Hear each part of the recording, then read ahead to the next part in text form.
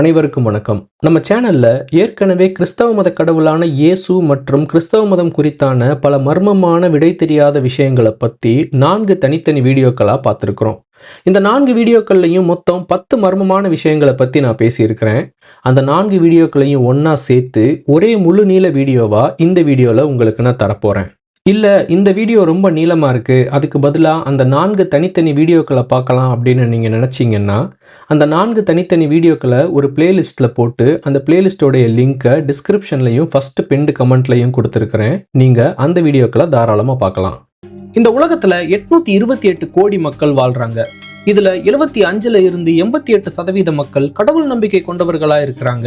ஏதாவது ஒன்று அல்லது ஒன்றுக்கும் மேற்பட்ட கடவுள்களை நம்பி அந்த கடவுள்கள் சார்ந்த மதத்தை பின்பற்றும் மக்களா இருக்கிறாங்க.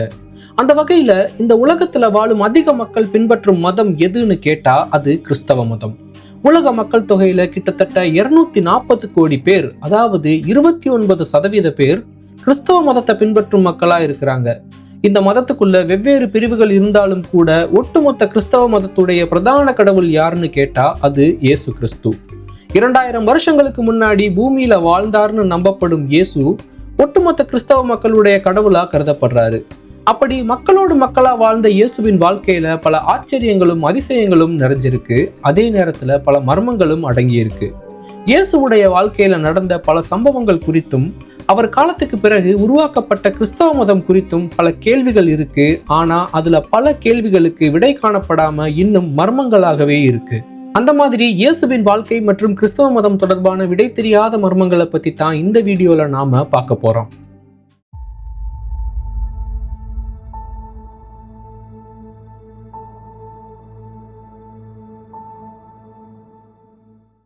அனைவருக்கும் வணக்கம். வீடியோக்குள்ள போறதுக்கு முன்னாடி ஒரு முக்கியமான விஷயத்த சொல்ல விரும்புறேன். அடிப்படையில நான் கடவுள் மற்றும் மத நம்பிக்கை இல்லாத ஒரு நாத்திகவாதி. அதே நேரத்துல மற்றவர்களுடைய கடவுள் மற்றும் மத நம்பிக்கையை நான் ரொம்பவே மதிக்கிறேன். இந்த வீடியோல நான் சொல்ல போற கருத்துக்கள் மற்றும் சம்பவங்கள் கிறிஸ்தவ மக்களுடைய மத நம்பிக்கையை கொச்சைப்படுத்தும் நோக்கத்துக்காக நான் உருவாக்கலைங்கிறத இப்பவே நான் சொல்லிக்கிறேன். முழுக்க முழுக்க நான் தேடி திரட்டிய தரவுகளின் அடிப்படையில ஒரு தகவல் நோக்கத்துக்காகத்தான் இந்த வீடியோவை நான் உருவாக்கி இருக்கிறேன். இந்த வீடியோவில் நான் சொல்ல போகிற கருத்துக்கள் குறித்து உங்களுக்கு மாற்று கருத்து இருக்கலாம். அப்படி இருந்தால் வீடியோவுடைய கமெண்ட் செக்ஷனில் உங்களுடைய கருத்துக்களை பதிவு பண்ணுங்கள். நம்ம சேனலுக்கு நீங்கள் இது வரைக்கும் சப்ஸ்கிரைப் பண்ணாதவராக இருந்தால் மறக்காமல் சப்ஸ்கிரைப் பண்ணுங்கள். நன்றி.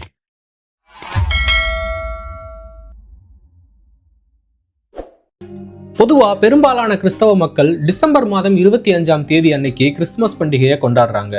கிறிஸ்தவ மக்களுடைய பிரதான கடவுளான இயேசு கிறிஸ்துவுடைய பிறந்த நாளா இந்த நாள் கருதப்படுவதால இந்த நாள் கிறிஸ்தவ மக்களுக்கு மிக முக்கியத்துவம் வாய்ந்த நாளா இருக்கு. அதனாலதான் ஒவ்வொரு வருஷமும் டிசம்பர் மாதம் 25ஆம் தேதி அன்னைக்கு கிறிஸ்துமஸ் பண்டிகையை கிறிஸ்தவ மக்கள் அனைவரும் வெகு விமர்சையா கொண்டாடுறாங்க.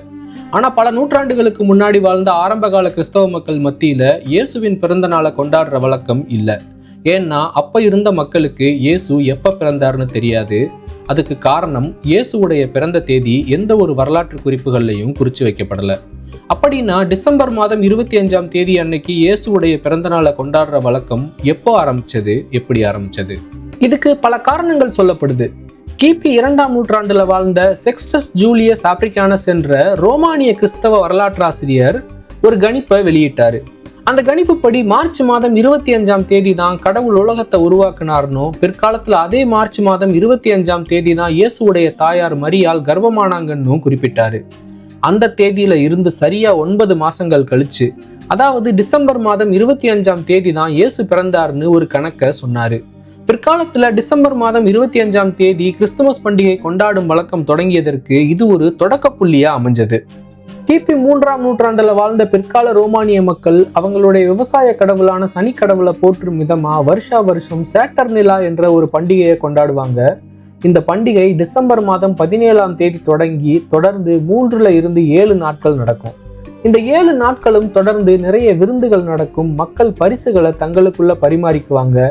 இரவு நேரங்கள்ல அவங்களுடைய வீடுகள்ல விளக்குகளையும் மெழுகுவத்திகளையும் ஏற்றி வச்சு பிரார்த்தனை செய்வாங்க. இந்த பண்டிகை முடிஞ்ச உடனே அடுத்ததா அவங்களுடைய சூரிய கடவுளான சோல் இன்விக்டஸை போற்றும் விதமா இன்னொரு பண்டிகையையும் கொண்டாடுவாங்க. ஏன்னா ஒவ்வொரு வருஷமும் சோல் இன்விக்டஸ் வருடத்தின் இந்த டிசம்பர் மாத காலகட்டத்துல தான் மறுபிறவி எடுக்கிறதா நம்பினாங்க. அதனால அவரை வரவேற்கிற விதமா டிசம்பர் மாதம் 25ஆம் தேதி ஒரு பண்டிகையை கொண்டாடினாங்க. கிபி 4ஆம் நூற்றாண்டுல கத்தோலிக்க கிறிஸ்தவ மதத்துக்கு மாறின ரோமானிய அரசர் கான்ஸ்டன்டினுடைய ஆட்சி காலத்துல கத்தோலிக்க திருச்சபை டிசம்பர் மாதம் 25ஆம் தேதியை இயேசுவுடைய பிறந்த நாளா கொண்டாட ஆரம்பிச்சது. இருந்தாலும் பல ரோமானிய மக்கள் தொடர்ந்து அவங்களுடைய பழைய ரோமானிய கடவுள்களைத்தான் வழிபட்டாங்க. அதனால இந்த மக்கள் பேகன் மக்கள்னு அழைக்கப்பட்டாங்க. அந்த பேகன் மக்களையும் கிறிஸ்தவ மதத்துக்கு மாத்த நினைச்ச மன்னர் கான்ஸ்டன்டீன் அவங்க வழக்கமா டிசம்பர் மாதத்துல கொண்டாடுற கொண்டாட்டங்களை மட்டுப்படுத்துற நோக்கத்துக்காக டிசம்பர் மாதம் 25ஆம் தேதியை இயேசுவுடைய பிறந்த நாளா அதிகாரப்பூர்வமா அங்கீகரிச்சாரு. இதனால கிறிஸ்தவ மதத்துக்கு மாறின ரோமானிய மக்கள் டிசம்பர் மாதம் 25ஆம் தேதியை இயேசுவுடைய பிறந்த நாளா கொண்டாட தொடங்கினாங்க. சேட்டர்நிலா பண்டிகை கொண்டாடினப்ப பின்பற்றப்பட்ட விருந்து வைக்கிற வழக்கம், பரிசுகளை பரிமாறிக்கிற வழக்கம், மெழுகுவத்தியை ஏத்துற வழக்கம், இப்படி எல்லாத்தையும் கிறிஸ்துமஸ் கொண்டாட்டத்திலையும் கடைபிடிக்க தொடங்கினாங்க. இப்படித்தான் கிறிஸ்துமஸ் பண்டிகை கொண்டாடும் வழக்கம் தொடங்குச்சு. ஆனாலும் கிபி 9ஆம் நூற்றாண்டுக்கு பிறகுதான் கிறிஸ்தவ மக்கள் கிறிஸ்துமஸ் பண்டிகையை ஒரு முக்கிய பண்டிகையா கொண்டாட தொடங்கினாங்க. அது இன்னைக்கு வரைக்கும் பின்பற்றப்படுது. அதே நேரத்துல சில மரபு வழி கிறிஸ்தவ மக்கள் ஜனவரி மாதம் 7ஆம் தேதி அன்னைக்கு தான் இயேசுவுடைய பிறந்த நாளை கொண்டாடுறாங்க. அதுக்கு காரணம் இந்த மக்கள் பழைய ஜூலியன் கேலண்டரை பின்பற்றுறாங்க. அதனாலதான் இந்த மக்கள் ஜனவரி மாதம் 7ஆம் தேதி அன்னைக்கு கிறிஸ்துமஸ் பண்டிகையை கொண்டாடுறாங்க. கிரிகோரியன் மற்றும் புதிய ஜூலியன் கேலண்டரை பின்பற்றக்கூடிய கிறிஸ்தவ மக்கள் டிசம்பர் மாதம் 25ஆம் தேதி கிறிஸ்துமஸ் பண்டிகையை கொண்டாடுறாங்க. இப்படி 2 வெவ்வேறு தேதிகள்ல கிறிஸ்துமஸ் பண்டிகை கொண்டாடப்பட்டாலும் கூட இதுல எந்த தேதி சரியான தேதி என்பதுல குழப்பம் இருக்கு. ஏன்னா உண்மையிலேயே இயேசுவின் பிறந்த தேதியை குறிப்பிடும் எந்த விதமான வரலாற்று ஆதாரங்களும் இல்லை. அதே போல இயேசு பிறந்த தேதி மட்டும் இல்ல, அவர் பிறந்த வருடம் குறித்தும் தெளிவான தகவல்கள் இல்லை. பொதுவா நாம வருடக்கணக்கை குறிப்பிடும் போது கிமு, கிபி என குறிப்பிடுவோம். இயேசு பிறந்ததுக்கு பிறகு வந்த வருடங்களை கிபி, அதாவது கிறிஸ்து பிறப்புக்கு பின் என குறிப்பிடுவோம். அதே போல இயேசு பிறந்ததுக்கு முன்னாடி இருந்த வருடங்களை கிமு, அதாவது கிறிஸ்து பிறப்புக்கு முன் அப்படின்னு குறிப்பிடுவோம். அதாவது இயேசு பிறந்த வருஷத்துல இருந்துதான் கிபி 1ஆம் ஆண்டு தொடங்குவதா கணக்கிடப்படுது. ஆனா இதுலதான் ஒரு மிகப்பெரிய குழப்பமே இருக்கு. இயேசு பிறந்தப்போ ஜுடேயா தேசத்துடைய மன்னரா இருந்த 1ஆம் ஏரோது மன்னர் யூதர்களின் அரசனா ஆக போற ஒரு குழந்தை பிறந்திருக்கு என்ற செய்தியை கேள்விப்பட்டு 2 வயதுக்கு கீழே இருக்கிற ஆண் குழந்தைகள் எல்லாரையும் கொல்லச் சொல்லி உத்தரவிட்டாரு. ஆனா வரலாற்று குறிப்புகள் படி பார்த்தா இந்த 1ஆம் ஏரோது மன்னர் கிமு 4ஆம் ஆண்டுலேயே மரணம் அடைஞ்சிட்டாரு. இந்த கணக்குப்படி பார்த்தா இயேசு பிறந்ததா சொல்லப்படும் கிபி 0ஆவது ஆண்டுக்கு முன்னாடியே, அதாவது இன்னும் குறிப்பா சொல்லணும்னா 4 ஆண்டுகளுக்கு முன்னாடியே மரணம் அடைஞ்சிட்டாரு 1ஆம் ஏரோது மன்னர். இதை வச்சு பார்க்கும்போது இயேசுவின் பிறப்பு கிபி 0ஆவது ஆண்டுல நிகழ்ந்திருக்க வாய்ப்பில்லை. குறைந்தபட்சம் ஒரு 4 அல்லது 5 ஆண்டுகளுக்கு முன்னாடியே நிகழ்ந்திருக்கணும். சரி, இந்த கணக்கு இப்படியே இருக்கட்டும். இப்போ நாம மறுபடியும் முதல்ல இருந்து வரலாம். இயேசுவின் பெற்றோர்களான மேரி மற்றும் ஜோசப் ஆகிய இருவரும் பெத்லஹேம் நகரத்தை சேர்ந்தவங்க இல்ல. அவங்க நாசரேத் நகரத்துல வாழ்ந்தவங்க. அவங்க இருவரும் பெத்லஹேம் நகரத்துக்கு வரும் வழியில தான் இயேசு பிறந்தாரு. நிறை மாத கர்ப்பிணியா இருந்த தன்னுடைய மனைவியை எதுக்காக ஜோசப் இந்த நகரத்துக்கு அழைச்சிட்டு வந்தாரு? அதற்கு காரணம் பெத்லஹேம் நகரத்துல எடுக்கப்பட்ட மக்கள் தொகை கணக்கெடுப்பு. ரோம சாம்ராஜ்யத்தின் சக்கரவர்த்தியா இருந்த அகஸ்டஸ் தன்னுடைய ஆட்சிக்கு உட்பட்ட அனைத்து பகுதிகளிலையும் மக்கள் தொகை கணக்கெடுப்பு நடத்த உத்தரவிட்டாரு. அதன் அடிப்படையில சிரியா மற்றும் அதனை சுற்றியிருந்த ஜுடேயா போன்ற பகுதிகளை நிர்வாகம் செஞ்ச குரீனியஸ் என்ற ரோமானிய ஆளுநர் மக்கள் தொகை கணக்கெடுப்பு பணியை தொடங்கினாரு. அதற்காக நாசரேத்துல இருந்த மக்கள் அனைவரும் பெத்லஹேமுக்கு வந்து பதிவு செய்யணும்னு உத்தரவு போட்டாரு. இதுக்காகத்தான் நிறை மாத கர்ப்பிணியா இருந்த தன்னுடைய மனைவியை அழைச்சிக்கிட்டு ஜோசப் பெத்லஹேமுக்கு வந்தாரு. அப்படி வர்ற வழியில தான் ஜோசப்புடைய மனைவியான மேரி இயேசுவை பெற்றெடுத்தாங்க. ஆனா இந்த மக்கள் தொகை கணக்கெடுப்பு நடத்தப்பட்ட ஆண்டு கிபி 6ஆம் ஆண்டு. இத யூத வரலாற்று ஆசிரியரான பிளாவியஸ் ஜோசபஸ் தன்னுடைய வரலாற்று குறிப்புகள்ல எழுதி வச்சிருக்கிறாரு. இந்த கணக்குப்படி பார்த்தா இயேசு கிபி 6ஆம் ஆண்டுல தான் பிறந்திருக்கணும். கிபி 0ஆவது ஆண்டுல பிறந்திருக்க முடியாது. 1ஆம் ஏரோது மன்னன் உயிரோடு இருந்த காலகட்டத்தில் இயேசு பிறந்திருப்பார்னு கணக்கிட்டா அவர் கிமு 5 அல்லது 4ஆம் ஆண்டுல பிறந்திருக்கணும். இல்ல இந்த மக்கள் தொகை கணக்கெடுப்பு நடந்த ஆண்டுல பிறந்திருந்தா அவர் கிபி 6ஆம் ஆண்டுல பிறந்திருக்கணும். இந்த 2 காலகட்டத்துக்கும் இடையில கிட்டத்தட்ட 10 ஆண்டுகள் இருக்கு. இதுக்கு நடுவுல தான் கிபி 0ஆவது ஆண்டு வருது. நமக்கு மொத்தம் 3 காலகட்டம் கிடைக்குது. கிமு 4 அல்லது 5ஆம் ஆண்டு, கிபி 0ஆவது ஆண்டு, கடைசியில கிபி 6ஆம் ஆண்டு. அதனால இங்க தான் குழப்பம் ஏற்படுது. இந்த 3 காலகட்டத்துல இயேசு சரியா எந்த ஆண்டுல பிறந்தார் என்பதை நிர்ணயிக்க முடியல. இதனால நமக்கு இயேசு பிறந்த ஆண்டு மற்றும் தேதி குறித்து கிடைக்கும் தகவல்கள் ஒண்ணுக்கொண்ணு ஒத்து போகாம முரண்பட்ட தகவல்களா இருக்கு. இப்படி இயேசு எந்த வருஷத்துல பிறந்தாரு, எந்த தேதியில பிறந்தாரு என்பதை நிரூபிக்கிறதுக்கு தேவையான தெளிவான வரலாற்று ஆதாரங்களோ தகவல்களோ எதுவுமே இல்லை. இதனால இயேசு எப்ப பிறந்தார் என்ற கேள்விக்கான பதில் தொடர்ந்து விடை காணப்படாத ஒரு மர்மமாவே இருக்கு.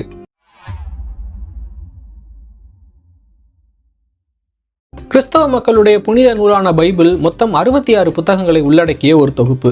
இது பழைய ஏற்பாடு மற்றும் புதிய ஏற்பாடு என 2 பகுதிகளாக பிரிக்கப்பட்டிருக்கு. பழைய ஏற்பாட்டில் 39 புத்தகங்களும் புதிய ஏற்பாட்டில் 27 புத்தகங்களும் இருக்கு.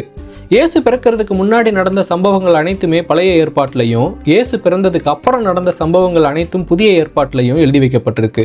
இந்த புதிய ஏற்பாட்டில் இருக்கிற 27 புத்தகங்களில் ஒரு 4 புத்தகங்கள் முக்கியமான புத்தகங்களாக அறியப்படுகின்றன. இந்த புத்தகங்கள், அதாவது இந்த 4 புத்தகங்கள் கோஸ்பல்கள் என அழைக்கப்படுகிறது. கோஸ்பல் என்றால் தமிழில் நற்செய்தி என அர்த்தம். அதனால இந்த 4 புத்தகங்களும் தமிழில் நற்செய்தி புத்தகங்கள் என அழைக்கப்படுகின்றன. இந்த 4 நற்செய்தி புத்தகங்களையும் மத்தேயு, மார்க், லூக் மற்றும் ஜான் ஆகிய 4 பேர் எழுதியிருக்கிறாங்க. இதுல மத்தேயு இயேசுவின் 12 சீடர்களில் ஒருவராக இருந்தார். மார்க் இயேசுவின் சீடரான பீட்டரோடு தொடர்புடையவராக இருந்தார். லூக் ஆரம்பகால கிறிஸ்தவரான பாலுடன் தொடர்புடையவராக இருந்தார். கடைசியா ஜான், இவரும் இயேசுவின் 12 சீடர்களில் ஒருவராக இருந்தார். இப்படி இந்த 4 பேர் எழுதிய இந்த 4 நற்செய்தி புத்தகங்கள் பைபிளின் புதிய ஏற்பாட்டில் முக்கிய அங்கங்களாக சேர்க்கப்பட்டிருக்கின்றன. இந்த 4 பேரும் எழுதிய நற்செய்தி புத்தகங்களில் இயேசுவின் வாழ்க்கை, அவருடைய போதனைகள், அவர் தொடர்புடைய சம்பவங்கள் என அனைத்தும் எழுதி வைக்கப்பட்டிருக்கு.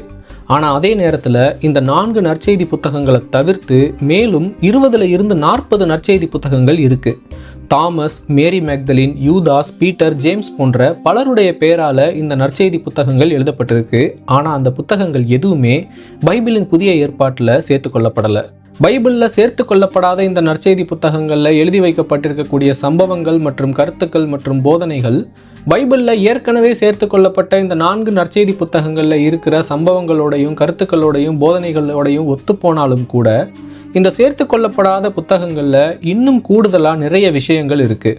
உதாரணமாக தாமஸ் பெயரால் எழுதப்பட்ட நற்செய்தி புத்தகத்தில் இயேசுவின் பிறப்பு, இறப்பு மற்றும் உயிர்த்தெழுதல் பற்றி குறிப்பிடப்படலை.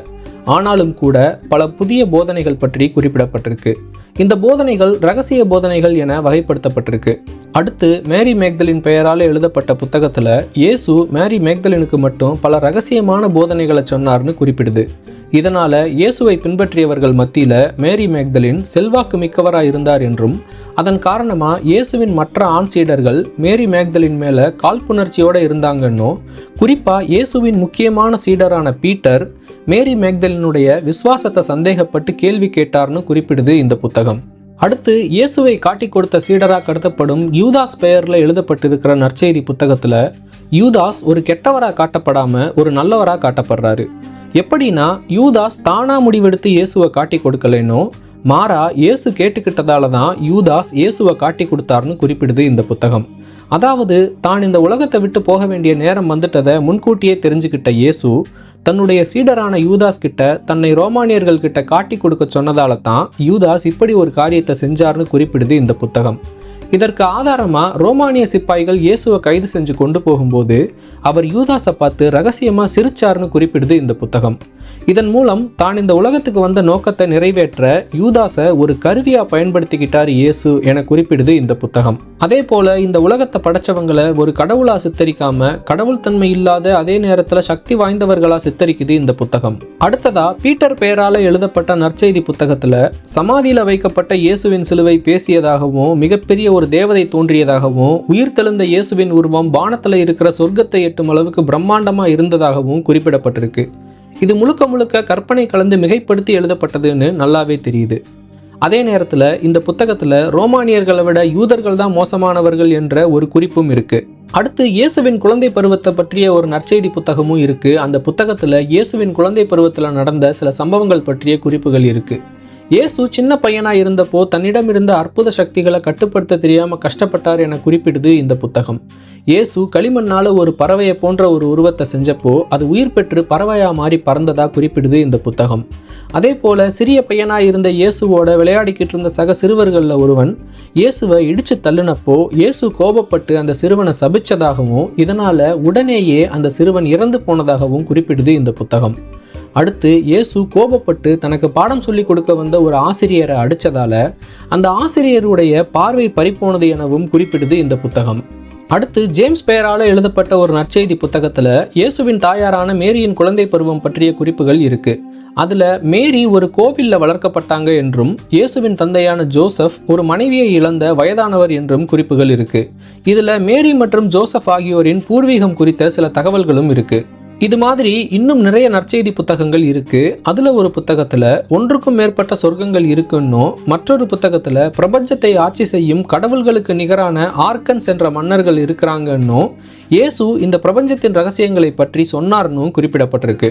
இப்படி பைபிளின் புதிய ஏற்பாட்டுல சேர்த்து கொள்ளப்படாத பல நற்செய்தி புத்தகங்கள்ல நிறைய தகவல்கள் இருக்கு. இந்த புத்தகங்கள் அனைத்தும் இயேசு வாழ்ந்து மறைந்து 120 இருந்து 150 ஆண்டுகளுக்கு பிறகு எழுதப்பட்டவைன்னு சொல்லப்படுது. இதனால இந்த புத்தகங்கள்ல சொல்லப்பட்டுள்ள சம்பவங்கள், கருத்துக்கள், குறிப்புகள் என அனைத்தும் கற்பனை கலந்து எழுதப்பட்ட விஷயங்கள்னு சொல்லப்படுது. இதனால தான் இந்த புத்தகங்கள் பைபிளின் புதிய ஏற்பாட்டுல சேர்த்துக்கப்படாம ஒதுக்கி வைக்கப்பட்டன என்று கிறிஸ்தவ மத அறிஞர்கள் சொல்றாங்க. அவங்க சொல்ற இந்த காரணம் ஓரளவுக்கு ஏத்துக்கிற மாதிரியா இருந்தாலும் கூட, இந்த சேர்த்து கொள்ளப்படாத புத்தகங்களில் குறிப்பிடப்பட்டிருக்கிற ஒரு சில சம்பவங்கள் நடந்திருப்பதற்கான வாய்ப்புகளும் இருக்குன்னு தான் தோணுது. குறிப்பாக யூதாசை நல்லவர்னு குறிப்பிடுவது, இயேசு சிறிய பையனாக இருந்தபோது நடந்ததா சொல்லப்படும் சில சம்பவங்கள், இயேசுவின் ஆண் சீடர்களுக்கும் மேரி மேக்தலினுக்கும் இடையில் ஏற்பட்ட கருத்து வேறுபாடுகள், இயேசுவின் பெற்றோர்களான மேரி மற்றும் ஜோசப் பற்றிய கருத்துக்கள் போன்ற குறிப்புகளில் ஓரளவுக்கு உண்மை இருப்பதற்கான வாய்ப்புகளும் இருக்கு.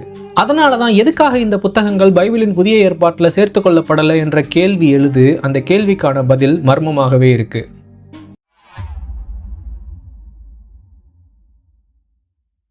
இயேசு உண்மையிலேயே எப்ப பிறந்தார் என்ற கேள்விக்கே பதில் தெரியாத சூழ்நிலையில அவர் பிறந்த போது நடந்த ஒரு சம்பவம் சில கேள்விகளை எழுப்புது. பெரும்பாலான கிறிஸ்தவர்கள் அவர் பெத்லஹேம் நகரத்துல இருந்த ஒரு மாட்டுத் தொழுவத்தில் பிறந்தார் என்பதை ஏத்துக்கிறாங்க. ஆனால் ஒரு சில தற்கால அறிஞர்கள் அவர் நாசரேத் நகரத்தில் பிறந்திருக்கலாம்னு சொல்கிறாங்க.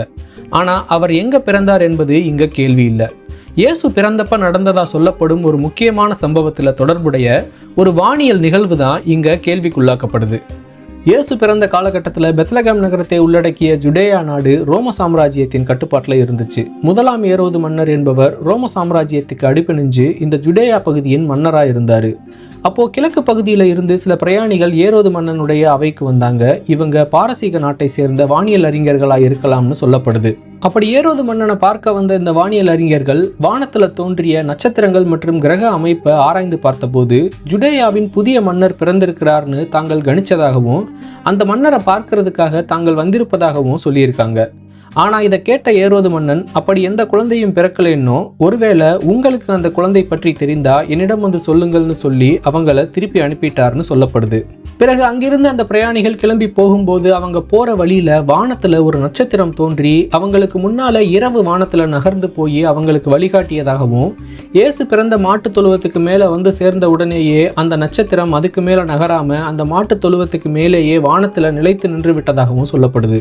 அதன் பிறகு அந்த பிரயாணிகள் குழந்தை இயேசுவை வந்து பார்த்தாங்கன்னு இப்படியா கதை தொடருது. இங்க குறிப்பா நாம பார்க்க போற மர்மமான விஷயம் என்னன்னா, அது இந்த பிரயாணிகளுக்கு வழிகாட்டிய நட்சத்திரம். இந்த நட்சத்திரம் பெத்லஹேம் நட்சத்திரம்னு அழைக்கப்படுது. ஒரு நட்சத்திரம் என்பது வானத்துல ஒரே இடத்துல தான் இருக்கும், அது நகராது. அப்படியே அது நகர்வது போல தெரிஞ்சாலும் கூட அதுக்கு காரணம் பூமி தன்னைத்தானே சுத்திக்கிட்டு சூரியனையும் சுற்றி வந்து இந்த பிரபஞ்சத்துல தொடர்ந்து பயணிப்பது தான் காரணம். இப்படி ஒரு நட்சத்திரம் நகர்வது போல தெரிஞ்சாலும் கூட இரவு வானத்துல இருக்கிற அத்தனை நட்சத்திரங்களும் சேர்ந்து நகர்வது போலத்தான் தெரியும். அதுவும் இந்த நட்சத்திரங்கள் மிகவும் மெதுவாகத்தான் நகர்வது போல தெரியும். நம்மால வித்தியாசத்தை உணர முடியாது. இதனால இரவு வானத்துல இருக்கக்கூடிய நட்சத்திரங்களின் நகர்வை பார்க்க முடியாது.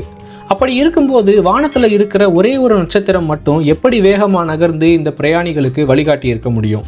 அதுவும் சில தூரம் நகர்ந்து பிறகு இயேசு பிறந்த மாட்டுத் தொழுவத்துக்கு மேல வந்த உடனே எப்படி அங்கேயே நின்று இருக்க முடியும்? உண்மையிலேயே இது ஒரு நட்சத்திரமா இல்ல வேற ஏதாவது ஒண்ணா? ஒருவேளை இது ஒரு எரிக்கல்லா கூட இருக்கலாம். ஏன்னா இரவு வானத்துல எரிக்கற்கள் மட்டும்தான் வேகமா நகரக்கூடிய நட்சத்திரங்கள் போல தெரியும். சீன நாட்டு வரலாற்று குறிப்புகளின்படி கிமு 5 அல்லது 4ஆம் ஆண்டுல வானத்துல ஒரு பிரகாசமான வால் நட்சத்திரம் தோன்றியதற்கான ஆதாரங்கள் இருக்கு.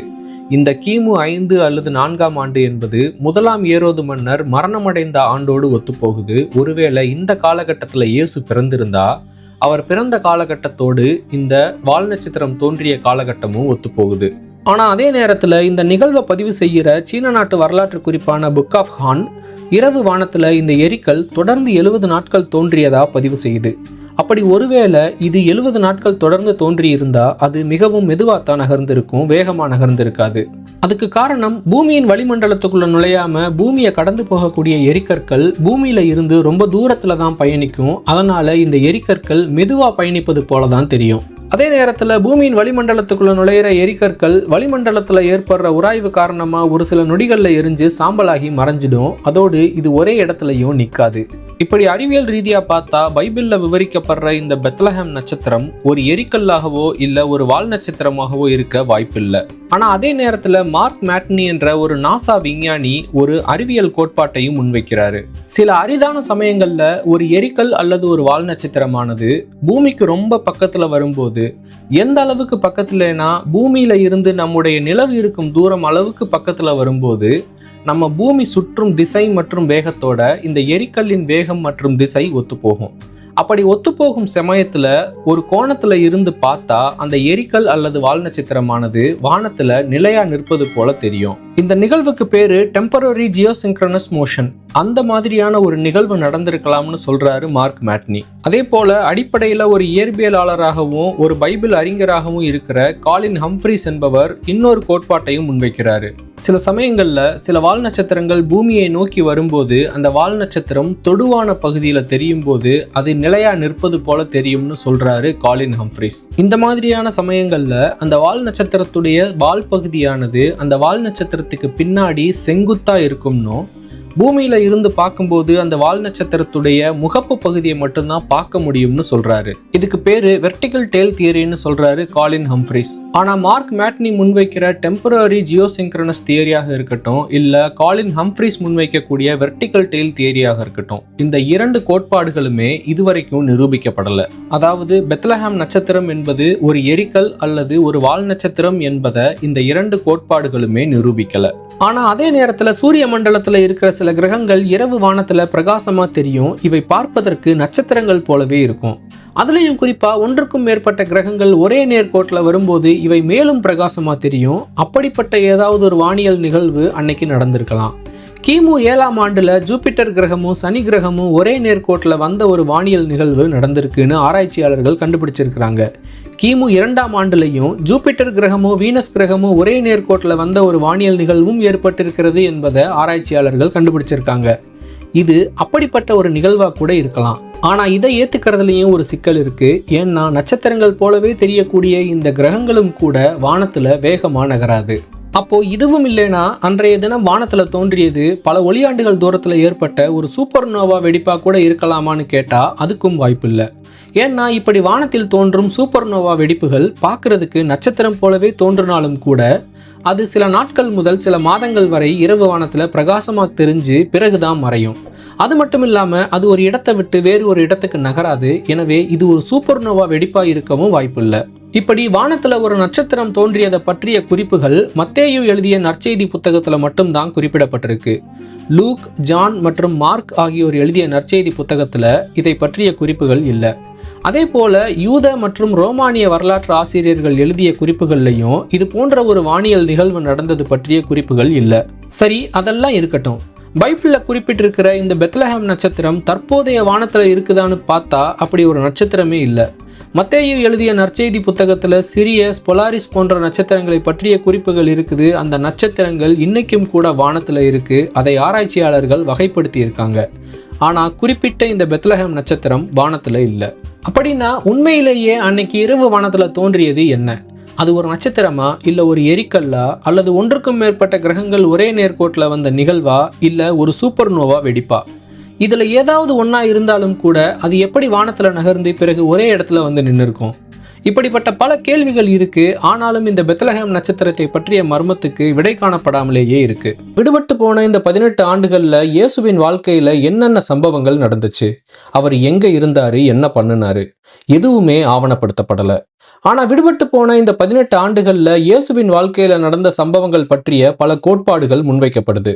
பாரம்பரிய கிறிஸ்தவ ஆய்வாளர்கள் என்ன சொல்றாங்கன்னா, இயேசு இடைப்பட்ட இந்த 18 வருஷங்கள் தன்னுடைய சொந்த ஊரான நாசரேத்துல யூத மதத்தை பின்பற்றிய ஒரு சாதாரண வாழ்க்கையை வாழ்ந்தார்னு சொல்றாங்க. அங்க தன்னுடைய இளமை கால கல்வியை கத்துக்கிட்ட இயேசு தன்னுடைய தந்தை ஜோசப்புக்கு உதவியா தச்சு வேலை செஞ்சு ஒரு சாதாரண தச்சரா வாழ்ந்தார்னு சொல்லி இந்த கேள்விக்கு ஒரு சுலபமான பதில சொல்லி முடிச்சிடுறாங்க. அதே நேரத்துல இயேசு கல்குவாரியில ஒரு கல்லுடைக்கும் தொழிலாளியா வேலை பார்த்திருக்கலாம்னு சொல்றாங்க சில ஆய்வாளர்கள். அதற்கு ஆதாரமா நாசரேத் நகரத்துக்கு பக்கத்துல ஒரு மிகப்பெரிய கல்குவாரி இருந்ததற்கான ஆதாரங்களை கண்டுபிடிச்சிருக்கிறாங்க அகழ்வாராய்ச்சியாளர்கள். இயேசு தன்னுடைய போதனைகளை விளக்குவதற்கு கற்கள் மற்றும் உறுதியான வீடுகளை கட்டுவது போன்ற விஷயங்களை உதாரணமா பயன்படுத்தி இருக்காரு. உதாரணமா ஒரு இடத்துல தான் சொல்லும் போதனைகளை கேட்டு வாழ்க்கையை கட்டமைக்கும் ஒருவனுடைய வாழ்க்கையானது உறுதியான கல்லை பயன்படுத்தி வீடு கட்டியதற்கு சமமாகும்னு குறிப்பிடுறாரு. இப்படி அவர் இந்த உதாரணங்களை பயன்படுத்துவதன் மூலம் அவர் ஒரு கட்டுமான தொழிலாளியா கூட இருந்திருக்கலாம்னு சொல்றாங்க சில ஆய்வாளர்கள். ஆனா இயேசு ஒரு சாதாரண வாழ்க்கையைத்தான் வாழ்ந்தார் என்று சொல்லக்கூடிய இந்த கோட்பாடுகளை மறுக்கக்கூடிய பல கோட்பாடுகளும் முன்வைக்கப்படுது. அதுல ஒரு சில கோட்பாடுகளை பார்க்கலாம். முதல் கோட்பாடு என்ன சொல்லுதுன்னா, இயேசு இடைப்பட்ட இந்த 18 ஆண்டுகள் காலத்துல கிழக்கு நோக்கி பயணம் செஞ்சார்னு சொல்லுது. அப்படி பயணம் செஞ்ச இயேசு இந்தியா அல்லது திபெத் அல்லது பாரசீகத்துக்கு வந்தார்னு சொல்லுது. குறிப்பா இந்தியா மற்றும் திபெத் பகுதிக்கு வந்த இயேசு புத்த மத கொள்கைகளை கத்துக்கிட்டார்னு சொல்லுது. பிற்காலத்துல இயேசு தன்னுடைய போதனைகள்ல அன்பு, சகிப்புத்தன்மை, மன்னிப்பு போன்ற விஷயங்களை பத்தி பேசினதுக்கு அவர் புத்த மத கொள்கைகளை கத்துக்கிட்டதுதான் காரணம்னு சுட்டி காட்டுது இந்த கோட்பாடு. 1894ஆம் ஆண்டு நிக்கோலஸ் நோட்டோவிச் என்ற ஒரு ரஷ்ய எழுத்தாளர் the unknown life of Jesus Christ என்ற ஒரு புத்தகத்தை எழுதினாரு. இயேசு கிறிஸ்து திபெத் மற்றும் இந்தியாவுக்கு வந்து புத்த மத துறவிகளோட தங்கி இருந்து அந்த புத்த மத துறவிகளுடைய போதனைகளை கத்துக்கிட்டார் என்றும் அதை பற்றிய பழங்காலத்து வரலாற்று குறிப்புகள் ஒரு திபெத்திய புத்த மடாலயத்துல வைக்கப்பட்டிருக்குன்னு தன்னுடைய புத்தகத்துல குறிப்பிட்டிருக்காரு.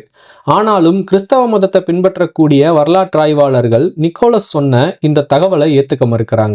இப்படி இயேசு இந்தியா மற்றும் திபெத் பகுதிக்கு வந்து அங்க வாழ்ந்த புத்த மத துறவிகளோட சேர்ந்து வாழ்ந்தார் என்ற கோட்பாடே ஏத்துக்கப்படாத நேரத்துல இயேசு ஜொராஸ்ட்ரிய மதத்தை பின்பற்றிய பாரசீக நாட்டுல வாழ்ந்தார் என்றும், இல்ல இயேசு எகிப்து நாட்டுல வாழ்ந்தார் என்றும், இல்ல இயேசு பிரிட்டனுக்கு போய் அங்கிருந்த கெல்டிக் மந்திரவாதிகளோட சேர்ந்து வாழ்ந்தார் என்றும், அதுவும் இல்ல இயேசு ஜப்பானுக்கு போய் வாழ்ந்தார் என்று கூட சில கருத்துகள் முன்வைக்கப்படுது.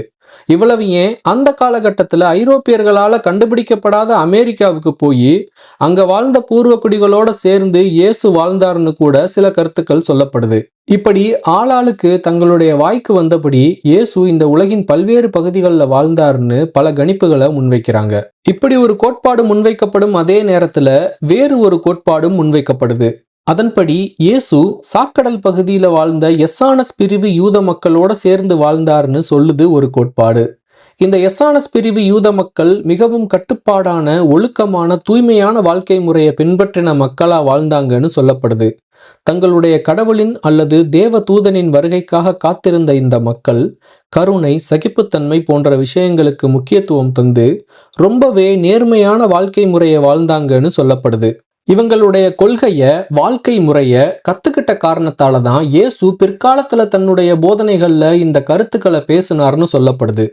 அதே நேரத்துல வேறு சில கோட்பாட்டாளர்கள் என்ன சொல்றாங்கன்னா, இந்த எஸ்ஸானஸ் மக்களோட சேர்ந்து வாழ்ந்த காரணத்தால தான் ஒரு சாதாரண மனிதனா இருந்த இயேசுவுக்கு தான் இந்த மக்கள் எதிர்பார்க்கக்கூடிய தேவதூதன் என்ற எண்ணம் வந்திருக்கணும்னு சொல்றாங்க. ஆனா இது எதையுமே நிரூபிக்கிறதுக்கான எந்த விதமான ஆதாரங்களும் இல்லை. அதே நேரத்துல எஸ்ஸானஸ் என்ற யூத மதப்பிரிவு மக்கள் வாழ்ந்ததற்கான வரலாற்று ஆதாரங்கள் இருக்கு. பிளாவியஸ் ஜோசபஸ், பிலியோ போன்ற யூத மத வரலாற்று ஆசிரியர்கள் தங்களுடைய குறிப்புகள்ல இந்த மக்களை பற்றி எழுதி வச்சிருக்காங்க. அதே போல ரோமானிய வரலாற்று ஆசிரியரான பிலினியும் தன்னுடைய வரலாற்று குறிப்புகள்ல இந்த மக்களை பற்றி எழுதி வச்சிருக்காரு. ஆனா இயேசு இந்த மக்களோட சேர்ந்து வாழ்ந்தார் என்பதை குறிப்பிடும் எந்த விதமான வரலாற்று ஆதாரங்களும் கிடைக்கல. அப்படிப்பட்ட வரலாற்று ஆதாரங்கள் கிடைப்பதற்கான வாய்ப்புகளும் இல்லை.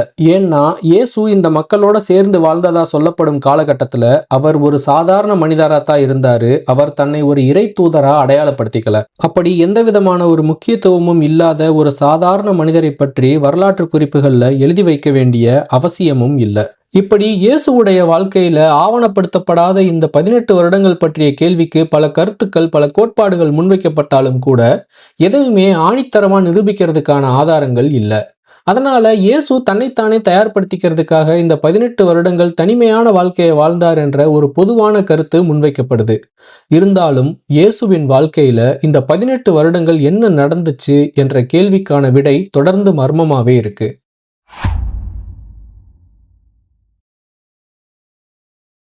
இந்த உலகத்துல இருக்கிற பெரும்பாலான மதங்கள் உருவ வழிபாட்டை கடைபிடிக்கிற மதங்களா இருக்கு. இந்த மதங்களை பின்பற்றும் மக்கள் தாங்கள் வணங்கும் கடவுளுக்கு ஒரு உருவத்தை தந்து அந்த உருவத்தை வணங்கும் மக்களா இருக்காங்க.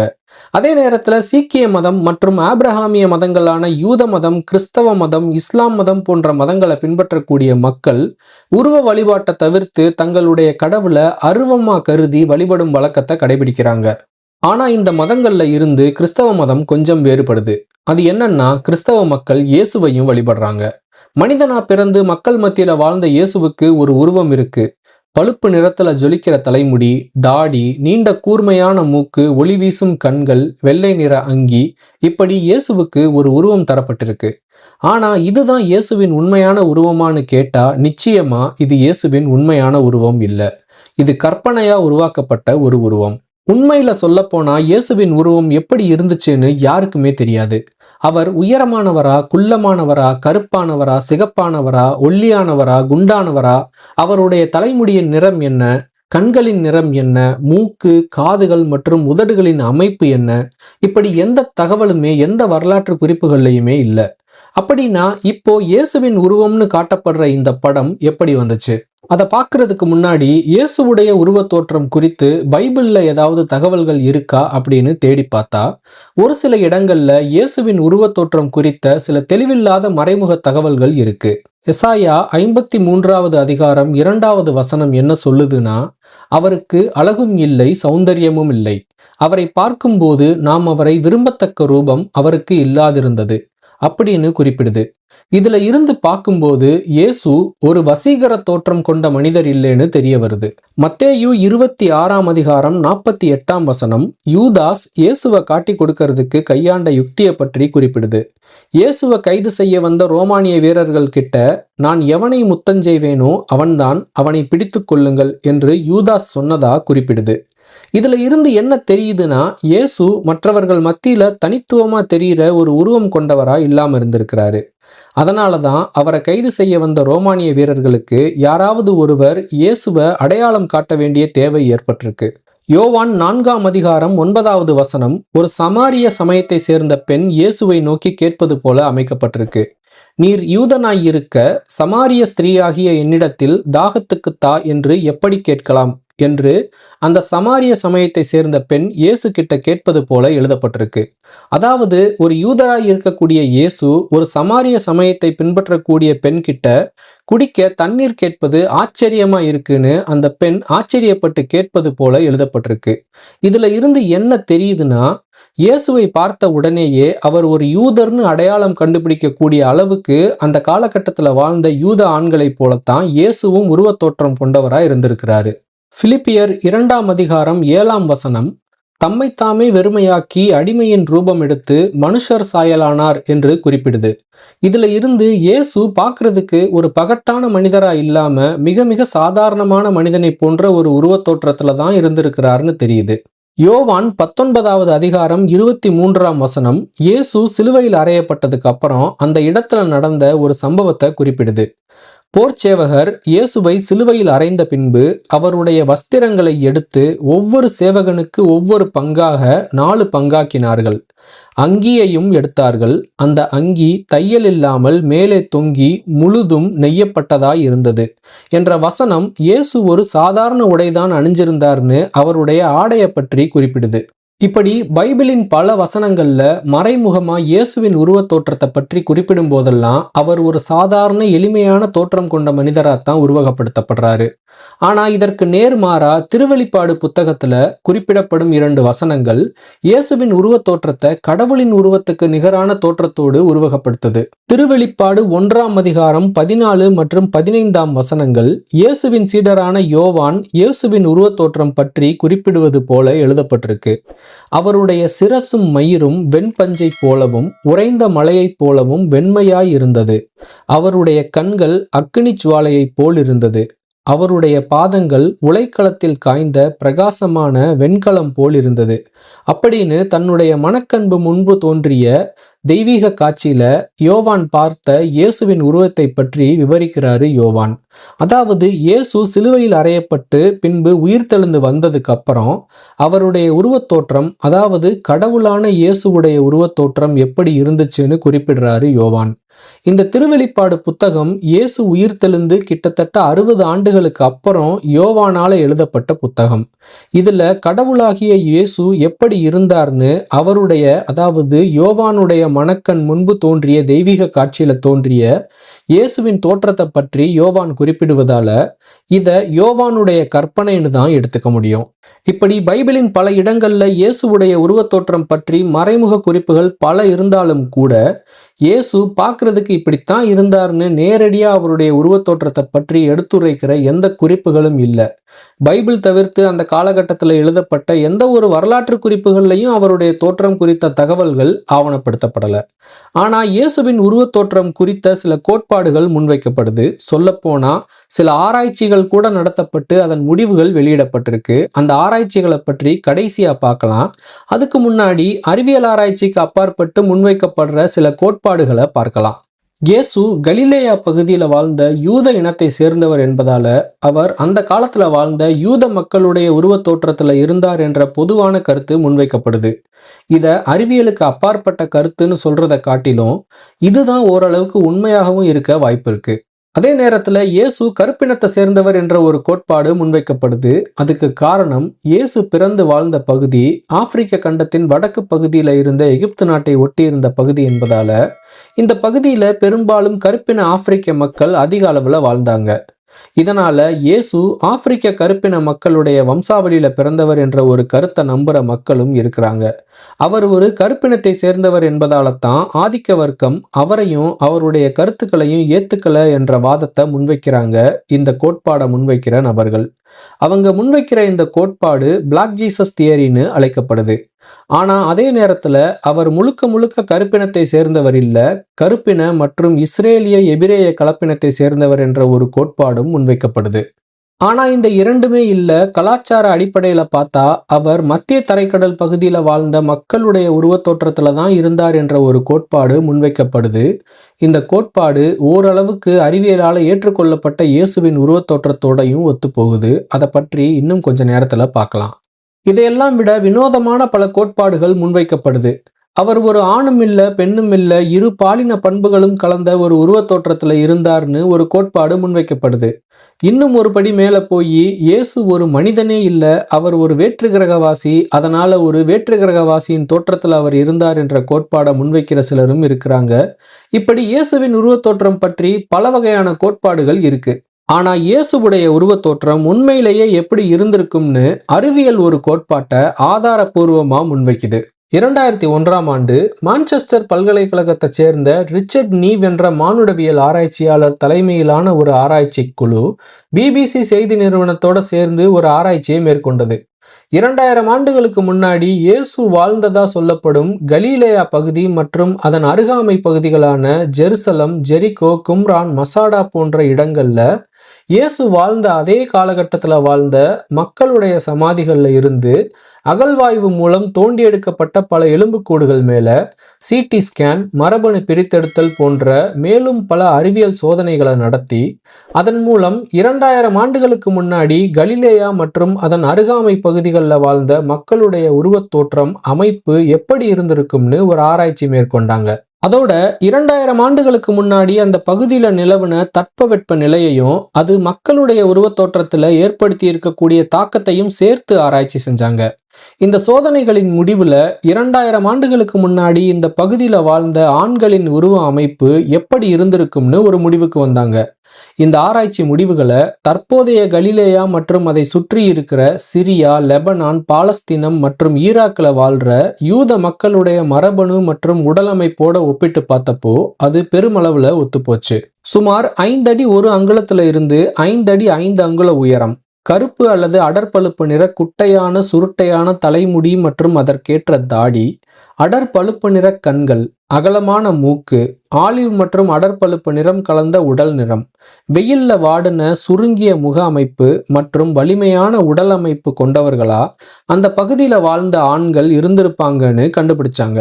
அதே போல அந்த காலகட்டத்தில் அந்த பகுதியில் வாழ்ந்த மக்கள் எப்படிப்பட்ட உடை அணிஞ்சிருந்தாங்க, எது மாதிரியான பொருட்களை பயன்படுத்தினாங்க என்பதையும் சேர்த்து ஆராய்ச்சி செஞ்சாங்க. இந்த தகவல்கள் அனைத்தையும் அடிப்படையாக வச்சு உண்மையிலேயே இயேசுவின் உருவம் எப்படி இருந்திருக்கும்னு கம்ப்யூட்டர் மூலம் ஒரு தோற்றத்தை வடிவமைச்சாங்க. இதுதான் அந்த உருவம். 2000 ஆண்டுகளுக்கு முன்னாடி வாழ்ந்த இயேசு இப்படித்தான் இருந்திருப்பார்னு அறிவியல் ஆராய்ச்சி மூலம் கண்டுபிடிக்கப்பட்ட உருவம் இதுதான். இதைத்தான் அறிவியல் ஏத்துக்குது. இப்படி இருக்கும்போது இன்னைக்கு பெரும்பாலும் இயேசுவின் உருவம்னு மக்கள் வழிபடுற படம் எப்படி பிரபலமாச்சு? உண்மையில இது ஐரோப்பிய மக்களின் உருவத் தோற்றத்தை அடிப்படையா வச்சு உருவாக்கப்பட்ட ஒரு கற்பனையான ஓவியம். அதுக்கு காரணம் என்னதான் இயேசு பிறந்து வாழ்ந்து மறைந்தது எல்லாமே மத்திய கிழக்கு பகுதியில் நடந்த நிகழ்வா இருந்தாலும் கூட அவருக்கு அப்புறம் அவருடைய சீடர்கள் உலகின் பல்வேறு பகுதிகளுக்கு பயணம் செஞ்சு அவருடைய போதனைகளை பரப்புனாங்க. அந்த சீடர்களை பின்பற்றிய மக்கள் பிற்காலத்தில் இயேசுவின் பெயரால கிறிஸ்தவ மதம் என்ற ஒரு மதத்தை உருவாக்குனாங்க. சில நூற்றாண்டுகள் கழிச்சு ரோமானியர்கள் கிறிஸ்தவ மதத்தை முதல்ல அங்கீகரித்து ஏற்றுக்கிட்டாங்க.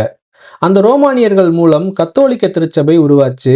பின்பு இந்த கத்தோலிக்க திருச்சபை ஐரோப்பாவின் பல்வேறு நாடுகளில் பரவி தன்னுடைய ஆதிக்கத்தை விரிவுபடுத்துச்சு. இதனால தான் இயேசுவின் உருவம் ஐரோப்பியர்களின் உருவத் தோற்றத்தில் சித்தரிக்கப்படுது.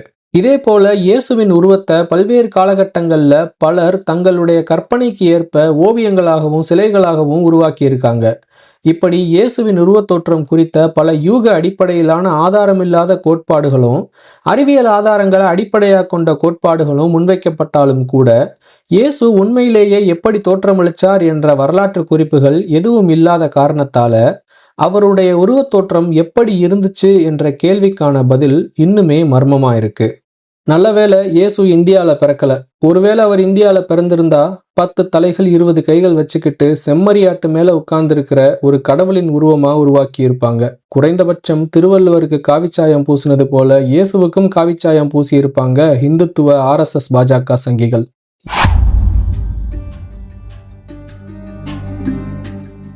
இயேசுவின் குடும்ப உறுப்பினர்கள் பற்றி பைபிள்ல பல இடங்கள்ல பல குறிப்புகள் இருக்கு.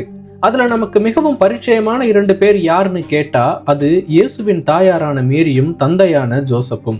பைபிள்ல இருக்கிற குறிப்புகள் மூலம் இயேசுவுடைய பெற்றோர்கள் யார் என்பது நமக்கு தெளிவா தெரியுது.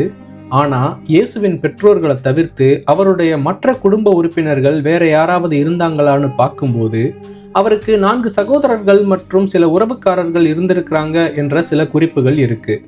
சரி, இதுல என்ன மர்மம் இருக்குன்னு பார்க்கலாம். இயேசு பிறந்தப்போ இயேசுவின் பெற்றோர்கள் அவரோட இருந்திருக்கிறாங்க. இயேசு சிறுவனா இருந்த போதும் அவரோட இருந்திருக்கிறாங்க. அதனால இயேசுவின் பெற்றோர்கள் கிட்ட இருந்தே தொடங்கலாம். முதல்ல இயேசுவின் தாயாரான மேரி, அவங்க கிட்ட இருந்தே தொடங்கலாம். இயேசுவை பெற்றெடுத்த மேரி இயேசுவின் வாழ்க்கையில பல முக்கியமான சம்பவங்கள் நடக்கும்போது அந்த இடத்துல இருந்திருக்கிறாங்க. இயேசுவின் இளமை காலத்துல அவரோட இருந்திருக்கிறாங்க மேரி. அடுத்து கேனா என்ற இடத்துல நடந்த ஒரு திருமண நிகழ்வுல அங்க திராட்சை ரசத்துக்கு பற்றாக்குறை ஏற்பட்டப்போ தன்னுடைய மகனான இயேசு கிட்ட இதை பற்றி சொல்லி இருக்கிறாங்க மேரி.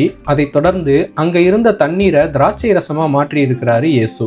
இதுக்கப்புறம் இயேசு சிலுவையில் அறையப்பட்ட போதும் கல்லறையில புதைக்கப்பட்ட போதும் அதன் பிறகு 3ஆம் நாள் உயிர் தெழுந்து வந்து தன்னுடைய சீடர்களோட 40 நாட்கள் இருந்த போதும் மேரி இருந்திருக்கிறாங்க.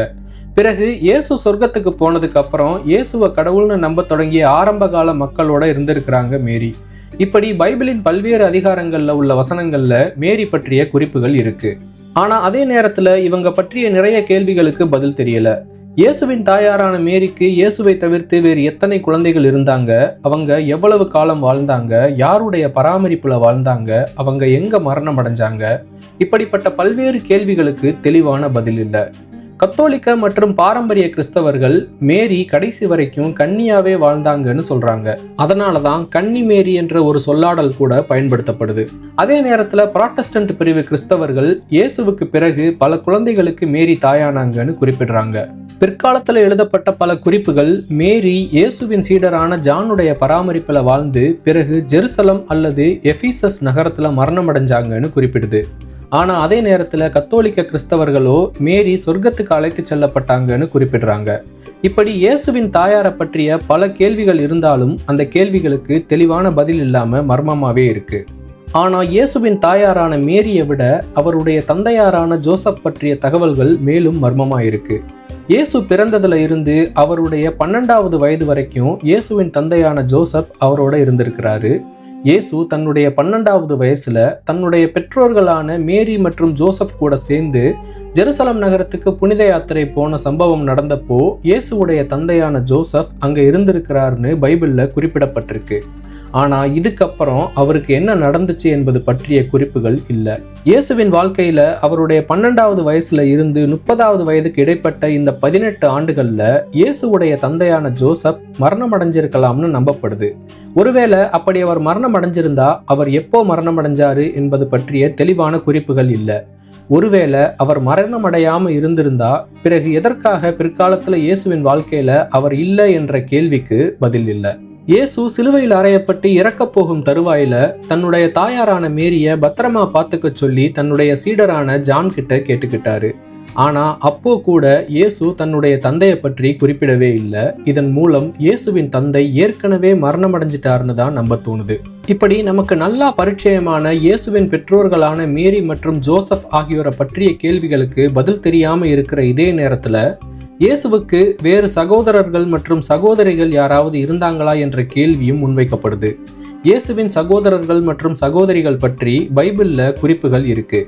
அதுல இருக்கிற குறிப்புகள் படி அவருக்கு ஜேம்ஸ், ஜோசப், யூதாஸ் மற்றும் சைமன் ஆகிய 4 சகோதரர்கள் இருந்திருக்கிறாங்க. அதே போல பெயர் குறிப்பிடப்படாத சில சகோதரிகளும் இருந்திருக்கிறாங்க. ஆனா இவங்க உண்மையிலேயே இயேசுவின் சகோதர சகோதரிகள் தானா என்ற கேள்வியும் முன்வைக்கப்படுது. புராட்டஸ்டன்ட் பிரிவு கிறிஸ்தவ மக்கள் இயேசுவின் சகோதரர்கள் மற்றும் சகோதரிகள் அனைவரும் அவருடைய தாய் மேரி மற்றும் தந்தை ஜோசப்புக்கு பிறந்தவங்கன்னு சொல்றாங்க. அதாவது இவங்க அனைவரும் இயேசுவின் உடன் பிறந்தவர்கள், அதுல இயேசுதான் மூத்தவர்னு சொல்றாங்க. ஆனா அதே நேரத்துல கத்தோலிக்க கிறிஸ்தவர்கள் இதை ஏத்துக்க மறுக்கிறாங்க. இயேசுவின் சகோதர சகோதரிகள் அனைவரும் அவருக்கு உறவுக்காரர்கள்னு சொல்றாங்க. அந்த காலகட்டத்துல உறவுக்காரர்களை சகோதரர்கள் என்று அழைக்கும் வழக்கத்தை இதற்கு ஆதாரமா முன்வைக்கிறாங்க. ஆனா அதே நேரத்துல வேறு ஒரு கோட்பாடும் முன்வைக்கப்படுது. இயேசுவின் சகோதரர் மற்றும் சகோதரிகள் அனைவரும் இயேசுவின் தந்தையான ஜோசப்புடைய முதல் மனைவிக்கு பிறந்தவங்க என்ற ஒரு கோட்பாடு முன்வைக்கப்படுது. பைபிள்ல பல இடங்கள்ல அடல்போஸ் என்ற கிரேக்க மொழி வார்த்தை பயன்படுத்தப்படுது. இந்த வார்த்தைக்கு சகோதரன் அல்லது உறவுக்காரர் அல்லது மிகவும் நெருக்கமானவர்னு அர்த்தம். அதனால பைபிள்ல இந்த வார்த்தை பயன்படுத்தப்படும் போது எல்லாம் அது உண்மையிலேயே இயேசுவின் உடன் பிறந்தவர்களை குறிப்பிடுதா அல்லது உறவுக்காரர்களை குறிப்பிடுதா அல்லது மிகவும் நெருக்கமானவர்களை குறிப்பிடுதான்னு தெளிவா தெரியல. இப்படி இயேசுவின் குடும்ப உறுப்பினர்கள் பற்றிய கேள்விகள் இருக்கிற அதே நேரத்துல இயேசுவின் காலத்துக்கு அப்புறம் அவருடைய மற்ற குடும்ப உறுப்பினர்களுக்கும் அவருடைய உறவுக்காரர்களுக்கும் அவங்களுடைய சந்ததியினர்களுக்கும் என்ன ஆச்சு என்பது பற்றிய தெளிவான குறிப்புகள் இல்லை. இயேசுவின் மறைவுக்கு அப்புறம் அவருடைய சகோதரர் என்று நம்பப்படும் ஜேம்ஸ் பற்றி ஜோசபஸ் என்ற 1ஆம் நூற்றாண்டு வரலாற்றாசிரியர் தன்னுடைய குறிப்புகள்ல எழுதி வச்சிருக்கிறாரு. தொடக்க காலத்துல ஜேம்ஸ் இயேசுவின் போதனைகள்ல நம்பிக்கை இல்லாம இருந்திருக்கிறாரு. பிற்காலத்துல அவர் இயேசுவை நம்ப தொடங்கி இருக்கிறாரு. ஆனா எது அவருக்கு இயேசு மீது நம்பிக்கை ஏற்பட காரணமா அமைஞ்சது என்பது பற்றிய குறிப்புகள் இல்ல. இயேசுவின் மறைவுக்கு பிறகு ஜெருசலம் நகரத்துல இருந்த ஒரு தேவாலயத்தின் தலைவரா இருந்திருக்கிறாரு ஜேம்ஸ். ஆனா கிபி 62ஆம் ஆண்டுல மரண தண்டனை நிறைவேற்றப்பட்டு ஜேம்ஸ் கொல்லப்பட்டார்னு குறிப்பிடுறாரு ஜோசபஸ். இயேசுவின் சகோதரர் என்று நம்பப்படும் ஜேம்ஸ் தவிர்த்து இயேசுவுடைய மற்ற சகோதரர்கள் மற்றும் சகோதரிகளை பற்றி தெளிவான குறிப்புகள் இல்லை. அதே போல இயேசுவின் மற்ற குடும்ப உறுப்பினர்களை பற்றியும் எந்த ஒரு குறிப்புகளும் இல்லை. இப்படி மனிதனா பிறந்து கடவுளா பார்க்கப்பட்ட ஒருவரின் குடும்ப உறுப்பினர்கள் எதுக்காக ஆரம்பகால கிறிஸ்தவ மக்கள் மத்தியில ஆதிக்கம் மிக்கவர்களா உருவெடுக்கல? அவங்கள விட்டுட்டு எதுக்காக இயேசுவின் சீடரான பால் ஆரம்பகால கிறிஸ்தவர்கள் மத்தியில முக்கியத்துவம் வாய்ந்த நபரா உருவெடுத்தாரு? ஒருவேளை இயேசுவின் குடும்ப உறுப்பினர்கள் திட்டமிட்டு ஒதுக்கி வைக்கப்பட்டாங்களா, இல்ல அவங்களாகவே விலகிக்கிட்டாங்களா? அல்லது ரோமானியர்களின் அடக்குமுறைக்கு பயந்து தங்களை வெளிப்படுத்திக்காம இருந்தாங்களா? இல்ல கிபி 70ஆம் ஆண்டு ரோமானியர்களால ஜெருசலம் நகரம் தரைமட்டமாக்கப்பட்டப்போ இயேசுவின் குடும்ப உறுப்பினர்கள் கொல்லப்பட்டாங்களா? இப்படி பல கேள்விகள் இருக்கு. இதுல எந்த கேள்விக்கும் தெளிவான பதில் இல்லை. இதனால இயேசுவின் குடும்ப உறுப்பினர்கள் பற்றிய மர்மங்களுக்கு விடை தெரியாமலேயே இருக்கு.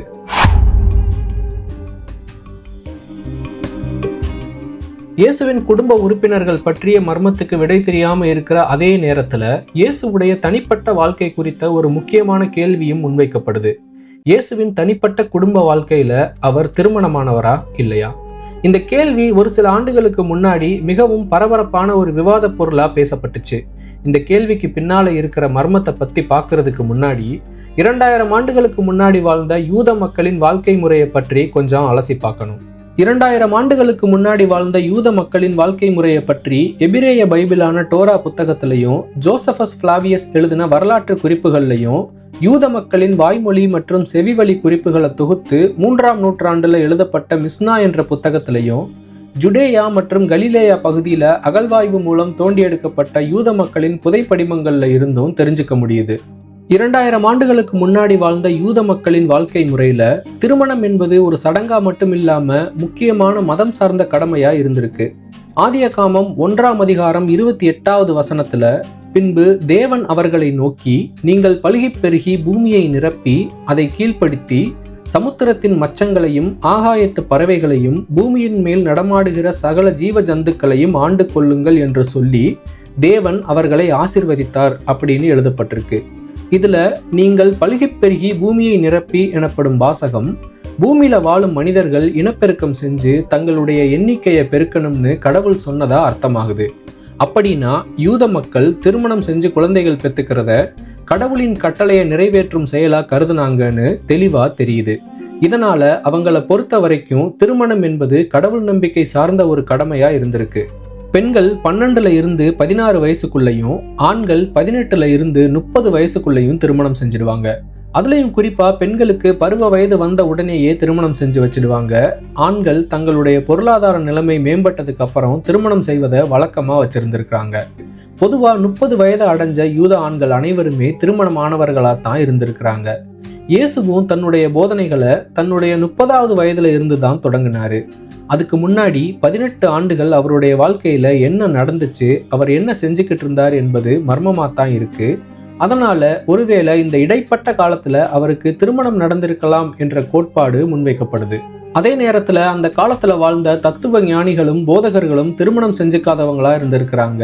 அதனால இயேசு திருமணம் செஞ்சுக்கல என்ற ஒரு கருத்தையும் சிலர் முன்வைக்கிறாங்க. குறிப்பா எஸ்ஸானஸ் பிரிவு யூத மக்கள் திருமணம் செஞ்சுக்காம பிரம்மச்சரிய விரதத்தை கடைபிடிச்சாங்கன்னு நம்பப்படுது.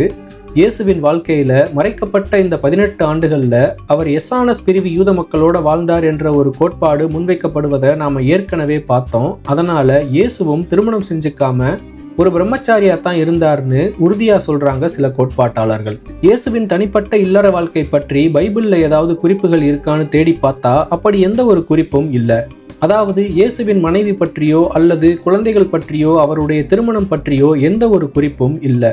மத்தேயு 19வது அதிகாரம் 12வது வசனத்துல, பரலோக ராஜ்ய நிமித்தம் தங்களை அன்னகர்களாக்கி கொண்டவர்களும் உண்டு என்று எழுதப்பட்டிருக்கும் வாசகம் கடவுள் தொண்டுல ஈடுபட்டிருக்கிறவங்க இல்லற வாழ்க்கையில தங்களை ஈடுபடுத்திக்காம இருந்திருக்கிறாங்க என்பதை குறிப்பிடுது. ஆனா இந்த வசனம் நேரடியா இயேசுவின் தனிப்பட்ட வாழ்க்கை பற்றி குறிப்பிடல.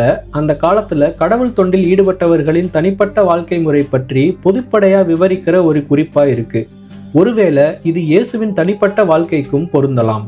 ஆனா பிற்காலத்துல 2ஆம் மற்றும் 3ஆம் நூற்றாண்டுல எழுதப்பட்ட குறிப்புகள்ல இயேசுவின் துணைவி என்று ஒருவர் முன்னிலைப்படுத்தப்படுறாங்க. அவங்க தான் மேரி மேக்தலின். இயேசுவை பின்பற்றியவர்கள்ல ஒரு பெண் தான் இந்த மேரி மேக்தலின். இயேசு தன்னுடைய போதனைகளை மக்களிடம் பரப்பிய காலத்துல மேரி மேக்தலின் அவரோட தொடர்ந்து பயணிச்சிருக்கிறாங்க. இயேசு சிலுவையில் அறையப்பட்ட போதும் அந்த இடத்துல இருந்திருக்கிறாங்க மேரி மேக்தலின். பின்பு 3ஆம் நாள் இயேசு அவருடைய கல்லறையில இருந்து உயிர்த்தெழுந்து வந்தப்போ அதை முதல்ல பார்த்தவங்களும் இந்த மேரி மேக்தலின் தான்னு பைபிள்ல குறிப்பிடப்பட்டிருக்கு. இப்படி மிக முக்கியத்துவம் வாய்ந்த நபரா இருந்திருக்கிறாங்க மேரி மேக்தலின். இந்த குறிப்புகள்ல இயேசு தன்னுடைய துணையான மேரி மேக்தலினை முத்தமிட்டார் என்று எழுதப்பட்டிருப்பதை பார்க்க முடியுது. இதுல 2 முக்கியமான விஷயங்களை நம்ம ஆராய்ந்து பார்க்கணும். முதல் விஷயம், துணை என்று இங்கு குறிப்பிடப்படுவது வாழ்க்கை துணை என்றும் எடுத்துக்கலாம் அல்லது பக்தி மார்க்கத்துல துணையா இருந்தவர் என்றும் எடுத்துக்கலாம். அதனால இதை வச்சு மேரி மேக்தலின் இயேசுவின் மனைவின்னு சொல்ல முடியாது. இரண்டாவது விஷயம், இந்த குறிப்புகள் இயேசு வாழ்ந்து மறைந்து 100 அல்லது 200 ஆண்டுகளுக்கு அப்புறம் எழுதப்பட்ட குறிப்புகள். அதனால மேரி மேக்தலின் இயேசுவின் மனைவி என்ற அர்த்தமாகும்படி கொஞ்சம் மிகைப்படுத்தி எழுதியிருக்க வாய்ப்பு இருக்கு. அதனால இந்த குறிப்புகளின் நம்பகத்தன்மை குறித்தும் கேள்வி எழுப்ப வேண்டிய கட்டாயம் ஏற்படுது. ஆனால் அதே நேரத்தில் மேரி மேக்தலின் இயேசுவின் மனைவியாக இருக்க வாய்ப்பு இருக்கு என்ற கோட்பாட்டை உண்மைன்னு நம்புறவங்க 15ஆம் நூற்றாண்டுல இத்தாலிய ஓவியரான லியோனார்டோ டாவின்சி வரைந்த தி லாஸ்ட் சப்பர் என்ற ஓவியத்தை ஆதாரமா முன்வைக்கிறாங்க. அதுல இயேசுவின் இடதுபுறத்துல அமர்ந்திருக்கிற அவருடைய சீடரான ஜான் உண்மையிலேயே ஜான் இல்ல, அது இயேசுவின் மனைவியான மேரி மேக்தலின் என்ற வாதத்தை முன்வைக்கிறாங்க. ஏன்னா அந்த உருவம் பார்க்கறதுக்கு ஆண் போல இல்லாம பெண் போல இருப்பதை குறிப்பிட்டு காட்டுறாங்க. ஆனா இதே காலகட்டத்துல வரையப்பட்ட இயேசுவின் சீடரான ஜானுடைய மற்ற ஓவியங்கள்லையும் அவர் ஒரு பெண்ணை போலதான் உருவகப்படுத்தப்பட்டிருக்காரு. அதாவது இளமையானவரா, தாடி மற்றும் மீசை இல்லாதவரா, மென்மையான உருவ தோற்றத்தை கொண்டவரா, ஒட்டு மொத்தத்துல கொஞ்சம் ஒரு பெண்ணை ஒத்த சாயல்ல இருப்பவரா தான் வரையப்பட்டிருக்கிறாரு ஜான். அதனால தி லாஸ்ட் சப்பர் ஓவியத்துல இருப்பது மேரி மேக்தலின் இல்ல, இயேசுவின் சீடரான ஜான் தான்னு ஆதாரபூர்வமா தெரியுது. ஆனாலும் இந்த ஓவியத்தை தொடர்ச்சியா ஆராய்ச்சி செஞ்சு அதுல இயேசுவின் மனைவியை பற்றிய பல்வேறு குறியீடுகள் இருக்குன்னு சொல்ற சில கோட்பாட்டாளர்கள் இருக்கத்தான் செய்யறாங்க. ஆனா 99% கிறிஸ்தவ மக்கள் அந்த கோட்பாட்டாளர்களை அவர்களுடைய கோட்பாட்டை நிராகரிக்கிறாங்க. சரி, மேரி மேக்தலின் இயேசுவின் மனைவி என்ற இந்த கோட்பாடு எப்போ பிரபலமாச்சுன்னு பார்த்தா சமீபத்தில் 2003ஆம் ஆண்டுக்கு அப்புறம் தான் இந்த கோட்பாடு பிரபலமாச்சு. அதுலேயும் குறிப்பா அமெரிக்க நாவலாசிரியரான டான் ப்ரவுன் எழுதின தி டாவின்சி கோட் என்ற நாவல் வெளிவந்ததுக்கு அப்புறம் தான் இந்த கோட்பாடு பிரபலமாச்சு. இந்த நாவல் வெளியானதுக்கு அப்புறம் டான் ப்ரவுனுக்கு உலக அளவில் மிகப்பெரிய எதிர்ப்புகள் கிளம்புச்சு. ஆனாலும் கூட அவர் எழுதின தி டாவின்சி கோட் நாவல் விற்பனையில சக்கப்போடு போட்டுச்சு. அந்த நாவல் ஹாலிவுட்லையும் திரைப்படமா வெளிவந்து வசூலை வாரி குவிச்சது. எதுக்காக இயேசு திருமணமானவர் என்ற ஒரு கோட்பாடு முன்வைக்கப்படுதுன்னு பார்த்தா அதுக்கு ஃபெமினிஸ்ட் தியோலாஜிக்கல் ரீஇன்டர்பிரேஷன்ஸ், அதாவது பெண்ணிய இறைசார் மறுவிளக்கங்கள் காரணமா இருக்கு. மதம் சார்ந்த விஷயங்கள்ல பெண்களின் முக்கியத்துவம் எப்படி இருந்துச்சு என்ற கண்ணோட்டத்துல இந்த 2 மற்றும் 3ஆம் நூற்றாண்டு வரலாற்று குறிப்புகளை மறு ஆய்வு செய்வதால இப்படிப்பட்ட புதிய கோட்பாடுகள் உருவாகுது. அதே நேரத்துல இயேசுவை ஒரு கடவுளா பார்க்காம அவரும் நம்மை போலவே இந்த பூமியில பிறந்து வாழ்ந்து மறைந்த ஒரு மனிதன் என்பதை நிரூபிக்கிறதுக்காகவும் இது மாதிரியான கோட்பாடுகள் முன்வைக்கப்படுது. ஆனா உண்மையிலேயே இயேசுவுடைய தனிப்பட்ட வாழ்க்கையில அவருக்கு ஒரு குடும்பம் இருந்துச்சா, அவருக்கு வாரிசுகள் இருந்தாங்களா என்ற கேள்விக்கு இல்லைன்னு 100% உறுதியா பதில் சொல்ல முடியாத நிலைமை தான் இருக்குது. அதனால இயேசு திருமணமானவரா என்ற கேள்விக்கான பதில் தொடர்ந்து மர்மமாகத்தான் இருக்கு.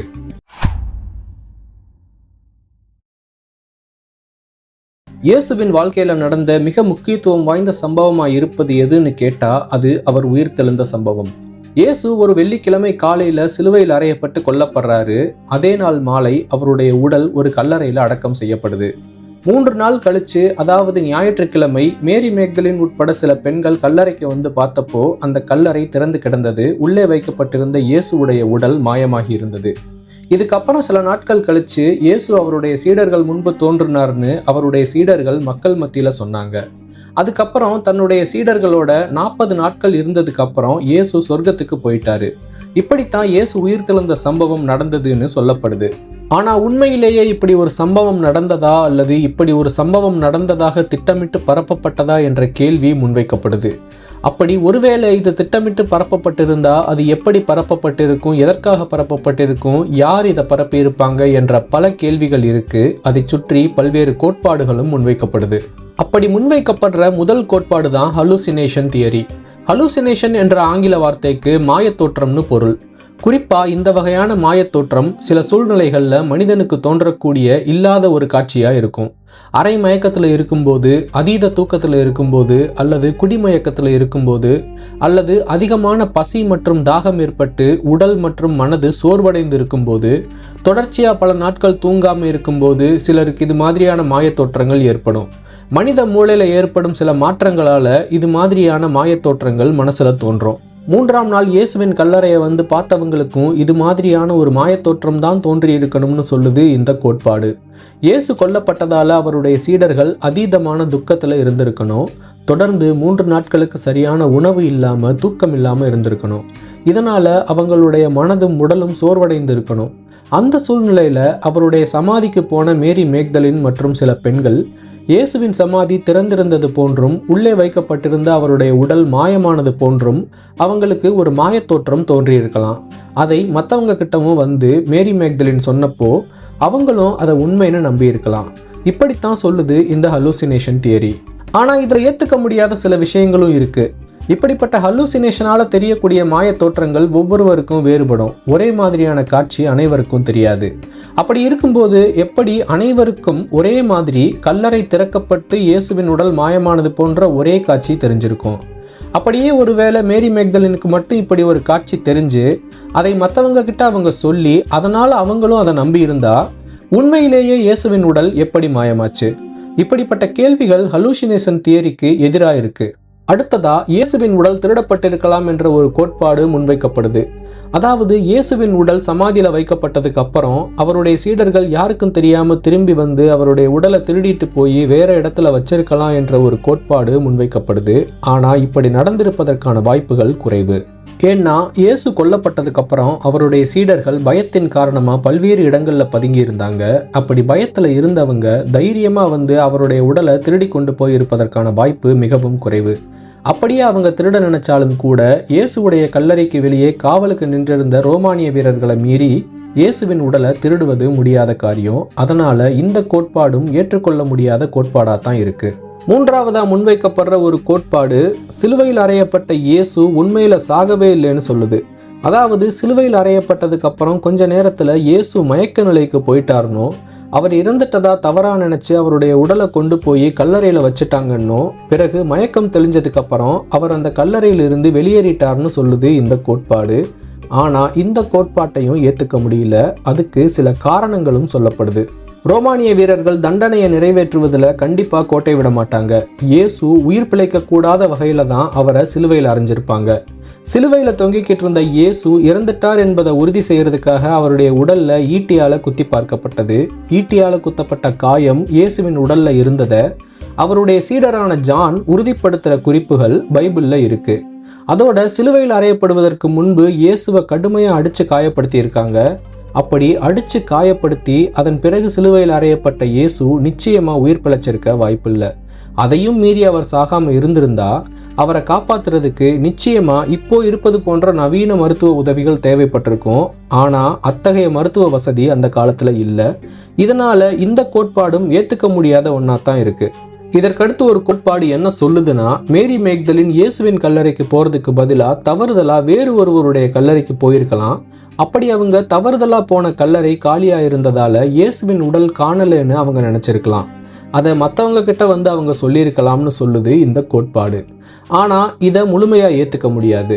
ஒருவேளை மேரி மேக்தலின் தவறான கல்லறைக்கு போயிருந்தா கல்லறையை காவல் காத்த ரோமானிய வீரர்கள் அவங்களுக்கு சரியான கல்லறையை காட்டியிருப்பாங்க, அல்லது இயேசுவின் மற்ற சீடர்கள் வந்து சரியான கல்லறையை காட்டியிருப்பாங்க. அதனால இந்த கோட்பாடும் ஏத்துக்க முடியாத ஒன்னா தான் இருக்கு. ஆனா கடைசியா சொல்லப்படும் ஒரு கோட்பாடு ஓரளவுக்கு ஏற்றுக்கொள்ளும்படியா இருக்கு. இயேசுவின் காலத்துக்கு அப்புறம் அவருடைய போதனைகளை பரப்பிய அவருடைய சீடர்கள் மக்கள் மத்தியில இயேசு மறுபடியும் வருவார் என்ற ஒரு நம்பிக்கையை பரப்பி இருக்கலாம். பின்பு அதுவே சில 100 ஆண்டுகள்ல கொஞ்சம் கொஞ்சமா மிகைப்படுத்தப்பட்டு பல கற்பனை கதைகள் கலந்து இயேசு 3ஆம் நாள்ல உயிர் தெழுந்து வந்தார் என்ற ஒரு கதையா மாறி இருக்கலாம்னு சொல்லுது இந்த கோட்பாடு. சொல்லப்போனா இயேசுவின் சீடர்களே இயேசு மேல மக்கள் நம்பிக்கை வைக்கணும் என்ற காரணத்துக்காக இப்படிப்பட்ட ஒரு கதையை உருவாக்கி பரப்பி இருக்கலாம்னு சொல்லுது இந்த கோட்பாடு. இப்படிப்பட்ட பல்வேறு கோட்பாடுகள் முன்வைக்கப்படுது. ஆனா இப்போ வரைக்கும் இயேசு எப்படி உயிர் தெழுந்து வந்தாரு, இது உண்மையிலேயே நடந்துச்சா, அல்லது இயேசுவின் உடலை திருடி வேற இடத்துல மறைச்சு வச்சுட்டு அவர் உயிர் தெழுந்து வந்துட்டார் என்ற கதையை அவருடைய சீடர்கள் வேணும்னே பரப்புனாங்களா, அல்லது காலப்போக்கில் இந்த கதை மிகைப்படுத்தப்பட்டு உருவாக்கப்பட்டதா, இப்படிப்பட்ட பல்வேறு கேள்விகள் இருக்கு. இந்த கேள்விகள் அனைத்துக்கும் விடை தெரியாம இதுவரைக்கும் மர்மமாவே இருக்கு. இயேசு பிறந்த போது எப்படி ஒரு வானியல் நிகழ்வு நடந்துச்சோ அதே மாதிரி அவர் இறந்த போதும் ஒரு வானியல் நிகழ்வும் ஒரு புவியியல் நிகழ்வும் நடந்ததுன்னு பைபிள்ல குறிப்பிடப்பட்டிருக்கு. இயேசு பிறந்தப்போ வானத்துல பெத்லஹேம் நட்சத்திரம் தோன்றியது போல அவர் இறந்ததுக்கு அப்புறம் வானம் இருண்டதாகவும் பூமி அதிர்ந்ததாகவும் பைபிள்ல குறிப்பிடப்பட்டிருக்கு. முதல்ல வானம் இருண்டதா சொல்லப்படும் நிகழ்வை பார்க்கலாம். மத்தேயு 27ஆம் அதிகாரம் 45ஆம் வசனத்துல 6ஆம் மணி நேரம் முதல் 9ஆம் மணி நேரம் வரைக்கும் பூமி எங்கும் அந்தகாரம் உண்டாயிற்று என்று எழுதப்பட்டிருக்கு. அதாவது தொடர்ந்து 3 மணி நேரம் சூரியன் மறைஞ்சு இருள் சூழ்ந்தது என்பதை குறிக்குது இந்த வசனம். இந்த நிகழ்வு வெறும் 3 மணி நேரங்கள் மட்டும்தான் நீடிச்சது என்று சொல்வதன் மூலம் இது மாலை நேரத்து சூரிய அஸ்தமனத்தை குறிப்பிடலைன்னு தெரியுது. ஒருவேளை இது சூரிய அஸ்தமனமா இருந்திருந்தா வெறும் 3 மணி நேரங்கள் மட்டும் நீடிச்சிருக்காது, மறுநாள் காலை வரைக்கும் இருளாத்தான் இருந்திருக்கும். வெறும் 3 மணி நேரங்கள் இருளா இருந்தது என்று சொல்வதன் மூலம் இந்த நிகழ்வு பகல் நேரத்துல நடந்ததுன்னு தெரியுது. சூரிய கிரகணம் ஏற்படும் போதுதான் இப்படிப்பட்ட நிகழ்வு ஏற்படும். ஆனா இதுல பல முரண்பாடுகள் இருக்கு. ஏன்னா சூரிய கிரகணம் தொடர்ந்து 3 மணி நேரங்கள் நீடிக்காது, சில நொடிகள் முதல் சில நிமிடங்கள் வரைக்கும் தான் நீடிக்கும். இதுவரைக்கும் ஏற்பட்ட சூரிய கிரகணங்கள்ல அதிக நேரம் நீடிச்ச சூரிய கிரகணம் கிமு 743ஆம் ஆண்டு தான் ஏற்பட்டிருக்கு. இந்த சூரிய கிரகணம் கிட்டத்தட்ட 7 நிமிடம் 28 நொடிகள் நீடிச்சிருந்ததுன்னு ஆராய்ச்சியாளர்கள் கண்டுபிடிச்சிருக்காங்க. அடுத்து இதே போன்ற ஒரு சூரிய கிரகணம் 2186ஆம் ஆண்டு ஜூலை மாதம் 16ஆம் தேதி தான் நடக்கும்னு கணிச்சிருக்கிறாங்க ஆராய்ச்சியாளர்கள். இப்படி இருக்கும்போது தொடர்ந்து 3 மணி நேரங்கள் நீடிச்ச இந்த நிகழ்வு ஒரு சூரிய கிரகணமா இருந்திருக்க வாய்ப்பில்லை. அடுத்த முரண்பாடு என்னன்னா, எப்பவுமே சூரிய கிரகணம் அமாவாசை அன்னைக்கு தான் நடக்கும். ஆனா இயேசு சிலுவையில் அறையப்பட்ட சம்பவம் நடந்தது பௌர்ணமிக்கு அடுத்த நாள் நடந்த சம்பவம். இதை எப்படி உறுதியா சொல்றாங்கன்னா, இயேசு கைது செய்யப்படுறதுக்கு முன்னாடி தன்னுடைய சீடர்களோட ஒன்னா சேர்ந்து இரவு உணவு சாப்பிட்டாரு. யூத மக்கள் எகிப்துல இருந்து தப்பிச்சு வந்த நிகழ்வை பௌர்ணமி அன்னைக்கு ஒரு பண்டிகையா கொண்டாடுவாங்க. அந்த பண்டிகை அன்னைக்கு தான் இயேசு தன்னுடைய சீடர்களோட ஒன்னா சேர்ந்து உணவு சாப்பிட்டாரு. அதன் பிறகுதான் அவர் கைது செய்யப்பட்டாரு. அப்படி பார்த்தா இயேசு சிலுவையில் அறையப்பட்டது பௌர்ணமிக்கு மறுநாளா இருக்கணும், அல்லது அன்றுதான் பௌர்ணமியா இருக்கணும். இதை வச்சு பார்க்கும்போது அன்று நடந்தது ஒரு சூரிய கிரகணமா இருக்க 100% வாய்ப்புகள் இல்லை. ஒருவேளை இந்த கணிப்பு தவறா இருந்து அன்றைய தினம் நிஜமாவே அமாவாசையா இருந்து ஒரு சூரிய கிரகணம் ஏற்பட்டிருந்தா ஜுடேயாவில் வாழ்ந்த மக்களால் அந்த சூரிய கிரகணத்தை பார்த்துருக்க முடியாது. ஏன்னா வானியல் ஆராய்ச்சியாளர்கள் கடந்த காலங்களில் எப்போல்லாம் சூரிய கிரகணம் ஏற்பட்டதுன்னு கணிச்சிருக்காங்க. அவங்களுடைய கணிப்புப்படி இயேசு சிலுவையில் அறையப்பட்டதா சொல்லப்படும் கிபி 3ஆம் ஆண்டு ஏப்ரல் மாதம் 7ஆம் தேதி அல்லது கிபி 33ஆம் ஆண்டு ஏப்ரல் மாதம் 3ஆம் தேதி ஆகிய இந்த 2 தேதிகள்லையும் எந்த சூரிய கிரகணமும் ஏற்படலை. ஏப்ரல் மாதத்துக்கு முன்னாடி அல்லது ஏப்ரல் மாதத்துக்கு பின்னாடி தான் சூரிய கிரகணங்கள் ஏற்பட்டிருக்குன்னு ஆராய்ச்சியாளர்கள் கணிச்சிருக்கிறாங்க. அப்படி ஏற்பட்ட சூரிய கிரகணங்கள் கூட மத்திய கிழக்கு பகுதிக்கு மேலே தெரிஞ்சிருக்காது. வடக்கு அட்லாண்டிக், பசிபிக், தென்கிழக்கு ஆசிய நாடுகள் மற்றும் வடக்கு ஆப்பிரிக்கா போன்ற பகுதிகளுக்கு மேலே தான் முழு சூரிய கிரகணம் தெரிஞ்சிருக்கும். இப்படி அறிவியல் ரீதியா எதுவுமே ஒத்துப்போகாத நிலைமையில 3 மணி நேரங்கள் சூரியன் மறைஞ்சு பூமியில இருள் பரவிய நிகழ்வு ஏற்பட்டிருப்பதற்கான எந்த விதமான வாய்ப்புகளும் இல்லை. அடுத்து பூமி அதிர்ந்ததா சொல்லப்படும் நிகழ்வை பத்தி பார்க்கலாம். மத்தேயு 27ஆம் அதிகாரம் 51ஆம் வசனம் என்ன சொல்லுதுன்னா, பூமியும் அதிர்ந்தது, கன்மலைகளும் பிளந்தது என்று சொல்லுது. இது ஒரு பூகம்பம் ஏற்பட்ட நிகழ்வை குறிப்பிடுது. அறிவியல் ஆராய்ச்சிப்படி கிபி 26 மற்றும் 36க்கு இடைப்பட்ட காலத்துல ஜுடேயா பகுதியில் சில பூகம்பங்கள் ஏற்பட்டதற்கான ஆதாரங்கள் கண்டுபிடிக்கப்பட்டிருக்கு. குறிப்பா கிபி 31ஆம் ஆண்டு இந்த பகுதியில் ஒரு பூகம்பம் ஏற்பட்டிருப்பதற்கான வாய்ப்பு இருக்குன்னு ஆராய்ச்சியாளர்கள் கண்டுபிடிச்சிருக்காங்க. ஆனா இயேசு சிலுவையில் அறையப்பட்டதா சொல்லப்படும் கிபி 30ஆம் ஆண்டு ஏப்ரல் மாதம் 7ஆம் தேதி அல்லது கிபி 33ஆம் ஆண்டு ஏப்ரல் மாதம் 3ஆம் தேதி ஆகிய இந்த 2 தேதிகள்லையும் நிலநடுக்கம் ஏற்பட்டதற்கான ஆதாரங்கள் இல்லைன்னு ஆராய்ச்சியாளர்கள் சொல்றாங்க. அந்த காலகட்டத்தில் இந்த பகுதியை தங்களுடைய கட்டுப்பாட்டில் வச்சிருந்த ரோமானியர்களின் வரலாற்று குறிப்புகள்லையும் இந்த பகுதியில் ஒரு பெரிய நிலநடுக்கம் ஏற்பட்டதற்கான குறிப்புகள் எதுவும் இல்லை. அதே போல வானம் இருண்டதாக சொல்லப்படும் நிகழ்வு பற்றிய குறிப்புகளும் இல்லை. அதனால இந்த 2 நிகழ்வுகளும் நடந்திருப்பதற்கான வாய்ப்புகள் இல்லைன்னு தான் சொல்லணும். ஜான், லூக் மற்றும் மார்க் ஆகியோர் எழுதின நற்செய்தி புத்தகத்துல வானம் இருண்டது பற்றியும் பூமி அதிர்ந்தது பற்றியும் குறிப்புகள் இல்லை. அதே நேரத்தில் மத்தேயு எழுதின நற்செய்தி புத்தகத்துல மட்டும்தான் இயேசு சிலுவையில் அறையப்பட்ட அன்று வானம் இருண்டதுன்னும் பூமி அதிர்ந்ததுன்னும் குறிப்பிட்டு எழுதியிருக்காரு. எதுக்காக இப்படிப்பட்ட நிகழ்வுகள் நடந்துச்சுன்னு அவர் குறிப்பிடணும்? ஒருவேளை இறை தூதரான கடவுளின் மகனான ஒருவர் கொல்லப்பட்டதால இயற்கையே தன்னுடைய கோபத்தை வெளிப்படுத்துச்சுன்னு ஒரு கற்பனையான விஷயத்தை பதிவு செஞ்சு எதிர்காலத்துல இயேசுவை ஒரு கடவுளா நிலைநிறுத்தணும் என்ற காரணத்துக்காக மத்தேயு நடக்காத சம்பவங்களை மிகைப்படுத்தி எழுதினாரா என்ற கேள்வி தோன்றுது. மற்ற 3 நற்செய்தி புத்தகங்களை எழுதின ஜான், லூக் மற்றும் மார்க் ஆகியோர் எதுக்காக இந்த சம்பவங்களை தங்களுடைய புத்தகத்துல குறிப்பிடலை என்ற கேள்வியும் எழுது. அதே நேரத்தில் மத்தேயு எழுதிய குறிப்புகளை ஒதுக்கி தள்ளவும் முடியலை. அதனால இந்த நிகழ்வுகள் உண்மையிலேயே நடந்ததா என்ற கேள்விக்கான விடை மர்மமாவே இருக்கு.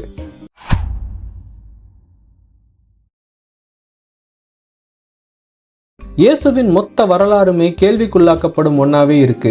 அவருடைய பிறப்பு தொடங்கி இறப்பு மற்றும் மீண்டும் உயிர் தெழுந்தது என அனைத்து சம்பவங்களுமே கற்பனைக்கு அப்பாற்பட்டதாவே இருக்கு. இயேசு என்ற ஒரு மனிதர் 1ஆம் நூற்றாண்டுல வாழ்ந்தாரா?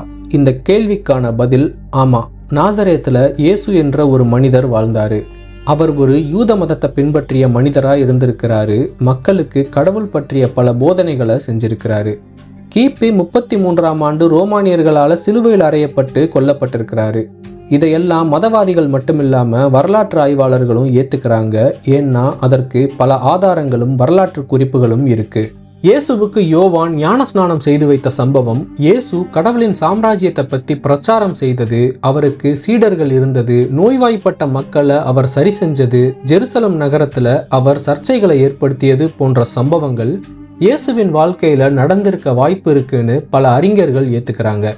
ஆரம்பகால வரலாற்று குறிப்புகள் கூட இதை உறுதிப்படுத்துது. ஆனா அவருடைய வாழ்க்கையில இது தவிர வேறு பல சம்பவங்களும் நடந்திருக்கு. கன்னித்தன்மையோட இருந்த மேரிக்கு அவர் மகனா பிறந்தது, அவர் தண்ணி மேல நடந்தது, அவர் நிகழ்த்திய அற்புதங்கள், அவர் இறந்ததுக்கு அப்புறம் வானத்துல தோன்றிய மாற்றங்கள், அவர் மீண்டும் உயிர் தெழுந்து வந்ததா சொல்லப்படுவது, கடைசியில அவர் ஒரு கடவுளா தோற்றமளித்தது, இப்படி அவருடைய வாழ்க்கையில நடந்ததா சொல்லப்படும் பல அற்புத நிகழ்வுகள் பைபிளில் எழுதி வைக்கப்பட்டிருந்தாலும் கூட இந்த சம்பவங்கள் நடந்திருப்பதற்கான அடிப்படை சாத்தியக்கூறுகள் இல்லை. அதனால இதை வரலாற்று ஆதாரமா ஏத்துக்கவும் முடியல. இயேசுவின் வாழ்க்கையில நடந்த அற்புத நிகழ்வுகள் அனைத்துமே உண்மையிலேயே நடப்பதற்கான சாத்தியக்கூறுகள் இருக்குன்னு பல மத அறிஞர்கள் தங்களுடைய வாதத்தை முன்வச்சாலும் கூட வரலாற்று ஆய்வாளர்கள் இதை ஏத்துக்க மறுக்கிறாங்க. ஆனா அதே நேரத்துல இயேசுவின் மொத்த வரலாறே பொய்ன்னு வரலாற்று ஆய்வாளர்கள் சொல்லல. சாதாரணமா நடந்த சம்பவங்கள் பிற்காலத்துல மிகைப்படுத்தி எழுதப்பட்டிருக்கலாம். அதற்கடுத்து வந்தவங்க இன்னும் கொஞ்சம் மிகைப்படுத்தி எழுதியிருக்கலாம். அதற்கடுத்து வந்தவங்க மேலும் மிகைப்படுத்தி எழுதியிருக்கலாம். அதுவே கடைசியில அது கடவுள் நம்பிக்கையா உருமாறி இருக்கலாம்னு சொல்றாங்க. அதுக்கு அவங்க ஒரு ஆதாரத்தை மேற்கோள் காட்டுறாங்க. பைபிளின் நற்செய்தி புத்தகத்தை முதல்ல எழுதின மார்க் இயேசு உயிர் தெழுந்தது பற்றி மிகவும் சுருக்கமாக தான் எழுதியிருக்கிறாரு. அவருக்கு அடுத்து வந்த மத்தேயு மற்றும் லூக் இயேசுவின் பிறப்பு மற்றும் உயிர்த்தெழுதல் பற்றி கொஞ்சம் மிகைப்படுத்தி எழுதியிருக்கிறாங்க. அதற்கடுத்து வந்த ஜான் இன்னும் அதிகமாக மிகைப்படுத்தி எழுதியிருக்கிறாரு. இப்படி முதல்ல எழுதினவரை விட அதற்கு அடுத்து எழுதினவர் கொஞ்சம் மிகைப்படுத்தி எழுதியிருப்பதை சுட்டி காட்டுறாங்க வரலாற்று ஆய்வாளர்கள். இயேசு வாழ்ந்த காலத்துக்கு முன்னாடி வாழ்ந்த பலருடைய வாழ்க்கை வரலாறு பிற்காலத்தில் மிகைப்படுத்தி எழுதப்பட்டிருப்பதை இதற்கு உதாரணமாக காட்டுறாங்க. உதாரணமா அலெக்சாண்டருடைய வரலாறை எடுத்துக்கிட்டா, அவர் பிறந்தப்போ பல அற்புதமான அறிகுறிகள் தோன்றியதா பிற்காலத்தில் வந்த வரலாற்று ஆசிரியர்கள் எழுதி வச்சிருக்கிறாங்க. அலெக்சாண்டர் என்ற ஒரு மனிதர் வாழ்ந்தது உண்மை. ஆனால் அவருடைய பிறப்பின் போது சில அற்புத அறிகுறிகள் தோன்றியதா சொல்லப்படுவது பிற்காலத்தில் அவருடைய வரலாற்றை மறுபடியும் எழுதிய சிலரால் மிகைப்படுத்தி எழுதப்பட்டது. இதே போல பல வரலாற்று சம்பவங்களும் பலருடைய சரித்திரமும் மிகைப்படுத்தி எழுதப்பட்ட உதாரணங்கள் நிறைய இருக்கு. அதே போலத்தான் இயேசுவின் வரலாறும் மிகைப்படுத்தலுக்கு உள்ளாகி இருக்கலாம்னு சொல்றாங்க வரலாற்று ஆய்வாளர்கள். இயேசு இறந்து பல நூறு ஆண்டுகள் கழிச்சு ஒன்றும் கிறிஸ்தவ நம்பிக்கைகள் உருவாகல. இயேசு இறந்த உடனேயே கிறிஸ்தவ நம்பிக்கைகள் உருவாகிடுச்சு. அதனால அப்போ இருந்தே ஆரம்பகால கிறிஸ்தவ நம்பிக்கையாளர்கள் இயேசுவை ஒரு கடவுளா உருவகப்படுத்த தொடங்கிட்டாங்க. ஒரு சாதாரண போதகராக இருந்த இயேசு பிற்காலத்தில் அவருடைய போதனைகளை பின்பற்றின மக்களால் ஒரு கடவுளா உருவகப்படுத்தப்பட்டு விட்டார் என்று தான் நினைக்க தோணுது. என்னதான் இயேசு ஒரு மனிதனா பிறந்து மக்கள் மத்தியில் வாழ்ந்தவர் என்று சொன்னாலும் கூட அவர் வாழ்க்கையில நடந்ததா சொல்லப்படும் சம்பவங்கள், அவர் செய்து காட்டினதா சொல்லப்படும் அற்புதங்கள் என அனைத்துமே மனித சக்திக்கு அப்பாற்பட்டதாகவே இருக்கு. என்னதான் அவர் மனித உருவில் வந்த கடவுளின் மகன் என்று சொல்லப்பட்டாலும் கூட கடவுள் பக்தி என்ற கண்ணாடியை கலட்டி வச்சுட்டு பார்த்தா இயேசுவின் வரலாற்றையே கேள்வி கேட்க வேண்டிய நிதர்சனமான கட்டாயம் ஏற்படுது. அதனால தான் ராமாயணம் மகாபாரதம் மாதிரி இயேசுவின் கதையும் மிகைப்படுத்தப்பட்ட ஒன்றா என்ற கேள்வி கேட்க தோணுது. அப்படி கேள்வி கேட்பது தான் பகுத்தறிவும் கூட. இப்படி இயேசுவின் பிறப்பு முதல் இறப்பு வரைக்கும் நடந்ததா சொல்லப்படும் பல சம்பவங்கள் பற்றிய பல கேள்விகள் இருக்கு. இப்படிப்பட்ட கேள்விகளுக்கு இதுவரைக்கும் சரியான விளக்கங்களோ அல்லது பதில்களோ கிடைக்காம அந்த கேள்விகள் மர்மங்களாகவே இருக்கு. இது மட்டும் இல்லாம இன்னும் பல கேள்விகளும் சந்தேகங்களும் மர்மங்களும் இருக்கு.